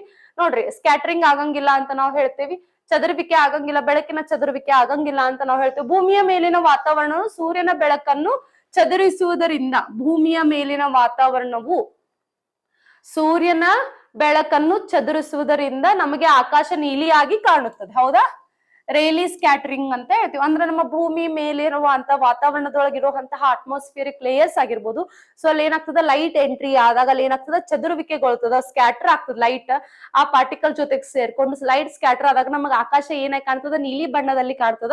ಬಟ್ ಬಾಹ್ಯಾಕಾಶದಲ್ಲಿ ಯಾವುದೇ ರೀತಿಯಾದಂತ ಗಾಳಿ ಅಥವಾ ವಾತಾವರಣ ಇಲ್ಲದಿರೋದ್ರಿಂದ, ಗಾಳಿನೂ ಇರಂಗಿಲ್ಲ, ಯಾವುದೇ ರೀತಿ ವಾತಾವರಣ ಇರೋದಿಲ್ಲ, ಅದಕ್ಕೆ ನಮಗ ಆಕಾಶ ಸಂಪೂರ್ಣ ಕಪ್ಪಾಗಿ ಕಾಣ್ತದ ಅಂತ ಹೇಳ್ತೇವೆ. ಬೆಳಕು ಚದುರುವಿಕೆ ಆಗಂಗಿಲ್ಲ, ಸ್ಕ್ಯಾಟರಿಂಗ್ ಆಫ್ ಲೈಟ್ ಆಗಂಗಿಲ್ಲ, ಅದಕ್ಕೆ ನಮಗ ಸ್ಕೈ ಏನಾಗ್ತದ, ಬ್ಲಾಕ್ ಕಲರ್ ಆಗಿ ನಮಗ್ ಕಾಣಿಸ್ತದೆ. ಯಾವ್ದೇ ರೀತಿ ಬೆಳಕಿನ ಚದುರುವಿಕೆ ಇರ್ಲಾರ ಸಂಬಂಧ ನಮಗ ಅಲ್ಲಿ ಏನಾಗ್ತದ, ಸ್ಕೈ ಬ್ಲಾಕ್ ಕಲರ್ ಆಗಿ ಕಾಣಿಸ್ತದ ಅಂತ ನಾವು ಹೇಳ್ತೇವೆ. ಗೊತ್ತೈತ್ರಿ? ಸೊ ನೆಕ್ಸ್ಟ್ ಕ್ವಶನ್, ಹಗುರವಾದ ಅನಿಲ ಯಾವುದು? ಲೈಟೆಸ್ಟ್ ಗ್ಯಾಸ್ ಯಾವ್ದಪ್ಪ ಅಂದ್ರೆ ಹಗುರವಾದ ಅನಿಲ ಯಾವ್ದಪ್ಪ ಅಂದ್ರೆ ಜಲಜನಕ ಅಂತ ಹೇಳ್ತೇವೆ. ಜಲಜನಕ ಅಂತ ಹೇಳ್ತೇವೆ. ಪಿರಿಯಾಡಿಕ್ ಕ್ಲಾಸಿಫಿಕೇಶನ್ ಒಳಗಡೆ ಫಸ್ಟ್ ಪ್ಲೇಸ್ ನಾಗ ಇರೋದು ಯಾವ್ದಪ್ಪ ಅಂತಂದ್ರೆ ಜಲಜನಕ, ಹೈಡ್ರೋಜನ್ ಅಂತ ಹೇಳ್ತೀವಿ. ಯಾವ್ದು? ಹೈಡ್ರೋಜನ್ ಅಂತ ಹೇಳ್ತೀವಿ. ನೋಡ್ರಿ, ಜಲಜನಕವು ಆವರ್ತಕ ಕೋಷ್ಟಕದಲ್ಲಿ ಅಂದ್ರೆ ಪಿರಿಯಾಡಿಕ್ ಕ್ಲಾಸಿಫಿಕೇಶನ್ ಮೊದಲನೇ ಧಾತುವಾಗೈತಿ ಅಂತ ಹೇಳ್ತೀವಿ. ಅತ್ಯಂತ ಕಡಿಮೆ ಪರಮಾಣು ದ್ರವ್ಯ ರಾಶಿಯನ್ನು ಹೊಂದಿರುವುದರಿಂದ ಇದು ವಿಶ್ವದಲ್ಲೇ ಅತ್ಯಂತ ಹಗುರವಾದ ಅನಿಲವಾಗಿದೆ ಅಂತ ಹೇಳ್ತೀವಿ. ಅಂದ್ರೆ ಇದು ಅತ್ಯಂತ ಕಡಿಮೆ ದ್ರವ್ಯ ರಾಶಿ ಹೊಂದಿರ್ತದ, ಅತ್ಯಂತ ಕಡಿಮೆ ಪರಮಾಣು ದ್ರವ್ಯ ರಾಶಿಯನ್ನು ಹೊಂದಿರ್ತದ. ಅದ್ರಾಗ ಇದು ಆವರ್ತಕ ಕೋಷ್ಟಕದಲ್ಲಿ ಮೊದಲನೇ ಧಾತು ಯಾವ್ದಾಗಿರ್ತದಪ್ಪ ಅಂದ್ರೆ ಹೈಡ್ರೋಜನ್ ಆಗಿರ್ತದ ಅಂತ ಹೇಳ್ತೀವಿ, ಜಲಜನಕ ಅಂತ ಹೇಳ್ತೀವಿ. ಓಕೆ, ಇದು ವಿಶ್ವದಲ್ಲಿ ಅತ್ಯಂತ ಹಗುರವಾದ ಅನಿಲ ಅಂತ ನಾವು ಹೇಳ್ತೀವಿ. ಅತ್ಯಂತ ಬೇಗನೆ ಹೊತ್ತಿ ಇರುವ ಅನಿಲವಾಗಿದ್ದು, ಅದೇ ರೀತಿ ಇದು ಅತ್ಯಂತ ಬೇಗನೆ ಹೊತ್ತಿ ಉರುವಂತಹ ಅನಿಲವು ಭವಿಷ್ಯದ ಪರಿಸರ ಸ್ನೇಹಿ ಇಂಧನ ಎಂದು ಪರಿಗಣಿಸಲಾಗಿದೆ ಅಂತ ಹೇಳ್ತೀವಿ. ಇದನ್ನು ಭವಿಷ್ಯದ ಪರಿಸರ ಸ್ನೇಹಿ ಅಂತ ಹೇಳ್ತೇವೆ. ಓಕೆ, ಪರಿಸರ ಸ್ನೇಹ ಏನು ಎನ್ವಿರಾನ್ಮೆಂಟಲ್ ಫ್ರೆಂಡ್ಲಿ ಗ್ಯಾಸ್ ಯಾವ್ದಪ್ಪ ಅಂತಂದ್ರೆ ಅದು ಹೈಡ್ರೋಜನ್ ಅಂತ ಹೇಳ್ತೀವಿ. ಯಾವ್ದು? ಹೈಡ್ರೋಜನ್ ಅಂತ ಹೇಳ್ತೀವಿ. Next, carbon. ಇಂಗಾಲವು ಭೂಮಿಯ ಮೇಲಿನ ಎಲ್ಲಾ ಸಾವಯವ ಜೀವಿಗಳ ರಚನೆಗೆ ಅತ್ಯಗತ್ಯವಾದ ಮೂಲ ವಸ್ತುವಾಗಿದೆ ಅಂತ ಹೇಳ್ತೀವಿ. ಅಂದ್ರೆ ಕಾರ್ಬನ್ ಅನ್ನೋದು ಏನೈತಿ, ಎಲ್ಲಾ ಭೂಮಿಯ ಮೇಲಿರುವಂತ ಎಲ್ಲಾ ಸಾವಯವ ಜೀವಿಗಳ ರಚನೆಗೆ ಅಗತ್ಯವಾದಂತಹ ಮೂಲ ವಸ್ತು ಯಾವ್ದಪ್ಪ ಅಂದ್ರೆ ಕಾರ್ಬನ್ ಅಂತ ಹೇಳ್ತೀವಿ. ಯಾವ್ದು? ಕಾರ್ಬನ್, ಇಂಗಾಲ ಅಂತ ಹೇಳ್ತೀವಿ. ರೈಟ್. Next, oxygen. ಏನು? ಆಕ್ಸಿಜನ್ ಅಂತಂದ್ರೆ ಏನದು? ಭೂಮಿಯ ವಾತಾವರಣದಲ್ಲಿ ಸರಿಸುಮಾರು 21% ಜೀವಿಗಳ ಉಸಿರಾಟಕ್ಕೆ ಮತ್ತು ವಸ್ತುಗಳನ್ನು ಉರಿಯಲು ಅಗತ್ಯವಾಗೈತಿ ಅಂತ ಹೇಳ್ತೀವಿ. ಅಂದ್ರೆ ಇಲ್ಲಿ ಆಕ್ಸಿಜನ್ ಎಷ್ಟಿರ್ತಪ್ಪ ಅಂದ್ರೆ ನಮ್ಮ ಅಟ್ಮಾಸ್ಫಿಯರ್ 21% ಇದ್ದು ಇದು ಎಲ್ಲಾ ಜೀವಿಗಳಿಗೆ ಉಸಿರಾಟಕ್ಕೆ ಸಹಾಯ ಆಗ್ತದೆ. ಅದೇ ರೀತಿಯಾದ ವಸ್ತುಗಳು ಹೊತ್ತು ಉರಿಲಿಕ್ಕೆ ಯಾವ ಸಹಾಯ ಆಗ್ತದ? ಆಕ್ಸಿಜನ್ ಹೆಲ್ಪ್ ಆಗ್ತದ ಅಂತ ಹೇಳ್ತೀವಿ. ಯಾವ್ದು ಹೆಲ್ಪ್ ಆಗ್ತದ? ಆಕ್ಸಿಜನ್ ಹೆಲ್ಪ್ ಆಗ್ತದೆ. Next, nitrogen. ಇದು ಭೂಮಿಯ ವಾತಾವರಣದಲ್ಲಿ ಅತಿ ಹೆಚ್ಚು ಪ್ರಮಾಣದಲ್ಲಿರುವಂತಹ ಒಂದು ಅನಿಲ. ಎಷ್ಟು ಪ್ರಮಾಣದಲ್ಲಿ ಇರ್ತದೆ? 78% ಒಳಗಡೆ ಇರ್ತದೆ ನಮ್ಮ ವಾತಾವರಣದಲ್ಲಿ. ಭೂಮಿಯ ಮೇಲೆ ವಾತಾವರಣದಲ್ಲಿ ಈ ನೈಟ್ರೋಜನ್ 78% ಇರ್ತದಂತ. ಬಟ್ ಇದು ನೈಟ್ರೋಜನ್ ಅನ್ನೋದು ಗ್ಯಾಸಿಯಸ್ ಫಾರ್ಮ್, ಅನಿಲ ರೂಪದಲ್ಲಿ ಇರ್ತದ. ಬಟ್ ಇದು ಒಂದಿಷ್ಟು ಪ್ರೊಸೆಸ್ ಮುಖಾಂತರ ಇದು ಏನಾಗ್ತದ? ಸಾಲಿಡ್ ಲಿಕ್ವಿಡ್ ಫಾರ್ಮ್ ಒಳಗಡೆ ಆಗಿ ಕನ್ವರ್ಟ್ ಆಗ್ತದ. ಅಂದ್ರೆ ಇಲ್ಲಿ ಗಿಡಗಳ ಬೆಳವಣಿಗೆಗೆ ನೈಟ್ರೋಜನ್ ಅತ್ಯಮೂಲ್ಯವಾದಂತ ಒಂದು ಅನಿಲ ಅಂತ ಹೇಳ್ತೀವಿ. ನೈಟ್ರೋಜನ್ ಗಿಡಗಳ ಬೆಳವಣಿಗೆ ಅತ್ಯಮೂಲ್ಯವಾದಂತ ಒಂದು ಪೋಷಕಾಂಶ ಅಂತ ಹೇಳ್ತೀವಿ. ಸೊ ಗಿಡಗಳ ನ್ಯಾಚುರಲ್ ಆಗಿ ಪ್ಲಾಂಟ್ಸ್ ಸರಿಯಾಗಿ ಗ್ರೋ ಆಗ್ಬೇಕಂತಂದ್ರೆ ಅವಕ್ಕೆ ನೈಟ್ರೋಜನ್ ಬಹಳ ಇಂಪಾರ್ಟೆಂಟ್ ಆಗ್ತದೆ. ಬಟ್ ಈ ನೈಟ್ರೋಜನ್ ಏನೈತಪ್ಪ ಅಂತಂದ್ರ ಗ್ಯಾಸಿಯಸ್ ಫಾರ್ಮ್ ಒಳಗಡೆ ಐತಿ. ಗ್ಯಾಸಿಯಸ್ ಫಾರ್ಮ್ ಒಳಗಡೆ ನೈಟ್ರೋಜನ್ ಐತಿ. ಬಟ್ ಇದು ಸಾಲಿಡ್ ಮತ್ತೆ ಲಿಕ್ವಿಡ್ ಫಾರ್ಮ್ ಒಳಗಡೆ ಇದೇನಾಗ್ತದ? ಅಮೋನಿಯಾ ಆಗಿ ಫಸ್ಟ್ ಏನಾಗ್ತದ? ನೈಟ್ರೋಜನ್ ಇದ್ದಿದ್ದು ಅಮೋನಿಯಂ ಅಯಾನ್ ಆಗಿ ಕನ್ವರ್ಟ್ ಆಗ್ತದ. ಆಮೇಲೆ ಅಮೋನಿಯಂ ಅಯಾನ್ ಇದ್ದಿದ್ದು ನೈಟ್ರೈಟ್ ಇದ್ದಿದ್ದು ನೈಟ್ರೇಟ್ ಆಗಿ ಕನ್ವರ್ಟ್ ಆಗ್ತದ ಅಂತ ಹೇಳ್ತೀವಿ. ಅಂದ್ರ ಗ್ಯಾಸಿಯಸ್ ಫಾರ್ಮ್ ಒಳಗ ಅನಿಲ ಇದ್ದಿದ್ದು ಏನಾಗ್ತದ? ದ್ರವ ರೂಪದಲ್ಲಿ ಕನ್ವರ್ಷನ್ ಆಗ್ತದೆ. ಇಲ್ಲಿ ದ್ರವ ರೂಪದಲ್ಲಿ ಕನ್ವರ್ಷನ್ ಆಗ್ಬೇಕಂದ್ರೆ ಒಂದಿಷ್ಟು ಬ್ಯಾಕ್ಟೀರಿಯಾಗಳು ಸಹಾಯ ಮಾಡುದು. ನೈಟ್ರೋ ಬ್ಯಾಕ್ಟೀರಿಯಾ ಆಗಿರ್ಬೋದು, ನೈಟ್ರೋಸೋಕೋಕಸ್ ಆಗಿರ್ಬೋದು. ರೈಟ್. ಇವು ಬ್ಯಾಕ್ಟೀರಿಯಾಸ್ ಏನ್ ಮಾಡ್ತಾವಪ್ಪ ಅಂದ್ರೆ ಕ್ಲಾಸ್ಟ್ರಿಡಿಯಂ ಬ್ಯಾಕ್ಟೀರಿಯಾ ಆಗಿರ್ಬೋದು. ಈ ಬ್ಯಾಕ್ಟೀರಿಯಾಸ್ ಏನ್ ಮಾಡ್ತದ? ಗ್ಯಾಸ್ ಒಳಗಡೆ ಇರುವಂತ ನೈಟ್ರೋಜನ್ ರೈಸೋಬಿಯಂ ಬ್ಯಾಕ್ಟೀರಿಯಾ ಅಂತ ಹೇಳ್ತೇವಿ. ಸೊ ಇವುಗಳು ಏನ್ ಮಾಡ್ತಾವ? ನೈಟ್ರೋಜನ್ ಅನ್ನ ಅನಿಲ ರೂಪದಲ್ಲಿ ಇದ್ದಿದ್ದು ದ್ರವ ರೂಪದಲ್ಲಿ ಇವೇನ್ ಮಾಡ್ತಾವ? ಕನ್ವರ್ಟ್ ಮಾಡ್ತಾವು ಅಂತ ನಾವು ಹೇಳ್ತೀವಿ. ರೈಟ್. ನೆಕ್ಸ್ಟ್, ರಕ್ಷಣೆಗಾಗಿ ಹವಾಮಾನ ಬಲೂನುಗಳಲ್ಲಿ. ನೋಡಿ, ಕ್ವಶನ್ ಏನೈತಿ? ರಕ್ಷಣೆಗಾಗಿ ಹವಾಮಾನ ಬಲೂನುಗಳಲ್ಲಿ ಜಲಜನಕದ ಬದಲಿಗೆ ಯಾವ ನಿಷ್ಕ್ರಿಯ ಅನಿಲ ತುಂಬಿಸಲಾಗುತ್ತದೆ? ಯಾವುದು? ಹೀಲಿಯಂ ಅನ್ನು ತುಂಬಿಸಲಾಗುತ್ತೆ. ಜಲಜನಕದ ಬದಲಿಗೆ ಯಾವ್ದನ್ನ ತುಂಬಿಸ್ತೇವೆ? ಯಾಕಂದ್ರೆ ಈ ಜಲಜನಕ ಸಡನ್ ಆಗಿ ಏನಾಗ್ತದೆ? ಹೊತ್ತು ಉರಿಲಿಕ್ಕೆ ಹೆಲ್ಪ್ ಆಗ್ತದೆ. ಬಟ್ ಅದ್ರ ಬದಲಿ ನಾವು ನಿಷ್ಕ್ರಿಯ ಅನಿಲ ಅಂತ ಹೇಳ್ತೇವೆ. ನಿಷ್ಕ್ರಿಯ ಅನಿಲ ಯಾವ್ದಪ್ಪ ಅಂತಂದ್ರೆ ಹೊತ್ತಿ ಉರಿಲಾರ್ದಂತಹ ಅನಿಲ ಅಂತ ನಾವು ಹೇಳ್ತೀವಿ. ಓಕೆ, ನಾನ್ ಫ್ಲೇಮೇಬಲ್ ಗ್ಯಾಸ್ ಅಂತ ಹೇಳ್ತೇವೆ. Lightest and non flammable gas ಯಾವ್ದಪ್ಪ ಅಂತಂದ್ರ ಹೀಲಿಯಂ ಅಂತ ಹೇಳ್ತೇವೆ. ಹೀಲಿಯಂ ದಹಿಸಲಾಗದ ಅನಿಲವಾಗಿದೆ. ನಿಷ್ಕ್ರಿಯ ಅಂತಂದ್ರೆ ಅದನ್ನ ದಹಿಸ್ಲಿಕ್ಕೆ ಆಗಂಗಿಲ್ಲ, ನಾನ್ ಫ್ಲೇಮೇಬಲ್ ಅಂತ ಹೇಳ್ತೇವೆ.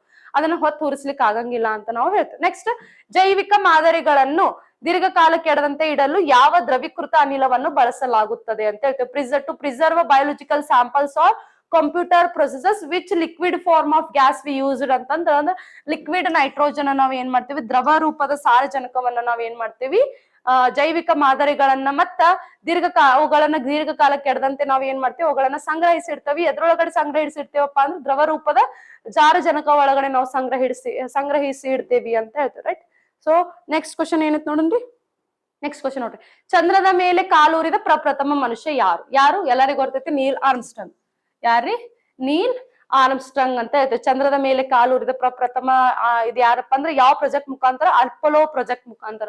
ಓಕೆ, ಅಪೋಲೋ 11 ಅಂತ ಹೇಳ್ತೀವಿ. ಓಕೆ, ಅಮೆರಿಕ ಬಾಹ್ಯಾಕಾಶ ರಾಷ್ಟ್ರದ ನೀಲ್ ಆರ್ಮ್ಸ್ಟ್ರಾಂಗ್ ಅವರು 1969 ಜುಲೈ 20ರಂದು ನಾಸಾದ ಅಪೋಲೋ 11 ಗಗನಯಾತ್ರೆ ಮೂಲಕ ಚಂದ್ರನ ಮೇಲೆ ಕಾಲಿಟ್ಟ ವಿಶ್ವದ ಮೊದಲ ಮಾನವರಾದರು ಅಂತ. ವಿಶ್ವದ ಮೊದಲ ಮಾನವರು ಚಂದ್ರನ ಮೇಲೆ ಕಾಲಿಟ್ಟ ಅಂತ ವಿಶ್ವದ ಮಾನವರು ಯಾರಪ್ಪ ಅಂತಂದ್ರ ನೀಲ್ ಆರ್ಮ್ಸ್ಟ್ರಾಂಗ್ ಅವರು ಅಪೋಲೋ 11 ಅನ್ನೋ ಒಂದು ಮೂನ್ ಪ್ರಾಜೆಕ್ಟ್ ಮುಖಾಂತರ ಇವರು ಚಂದ್ರನ ಮೇಲೆ ಇಳಿದಾಗ ಇವರು ಆಡಿದ ಒಂದು ಮಾತು ಅದು ಏನಾಯ್ತು, ಐತಿಹಾಸಿಕವಾಗಿ ಪರಿವರ್ತನೆಗೊಂಡು. ಏನಪ್ಪಾ ಅಂತಂದ್ರೆ ಇದು ಮನುಷ್ಯನ ಒಂದು ಸಣ್ಣ ಹೆಜ್ಜೆ ಆದರೆ ಮಾನವ ಕುಲದ ದೈತ್ಯ ಜಿಗಿತ ಅಂತ ಹೇಳ್ತಾರೆ. ಇವ್ರು ಏನ್ ಹೇಳ್ತಾರೆ, ಇದು ಮನುಷ್ಯನ ಒಂದು ಸಣ್ಣ ಹೆಜ್ಜೆ ಆದ್ರೆ ಮಾನವ ಕುಲದ ಒಂದು ದೈತ್ಯ ಜಿಗಿತ ಅಂತ ಹೇಳ್ತಾರೆ.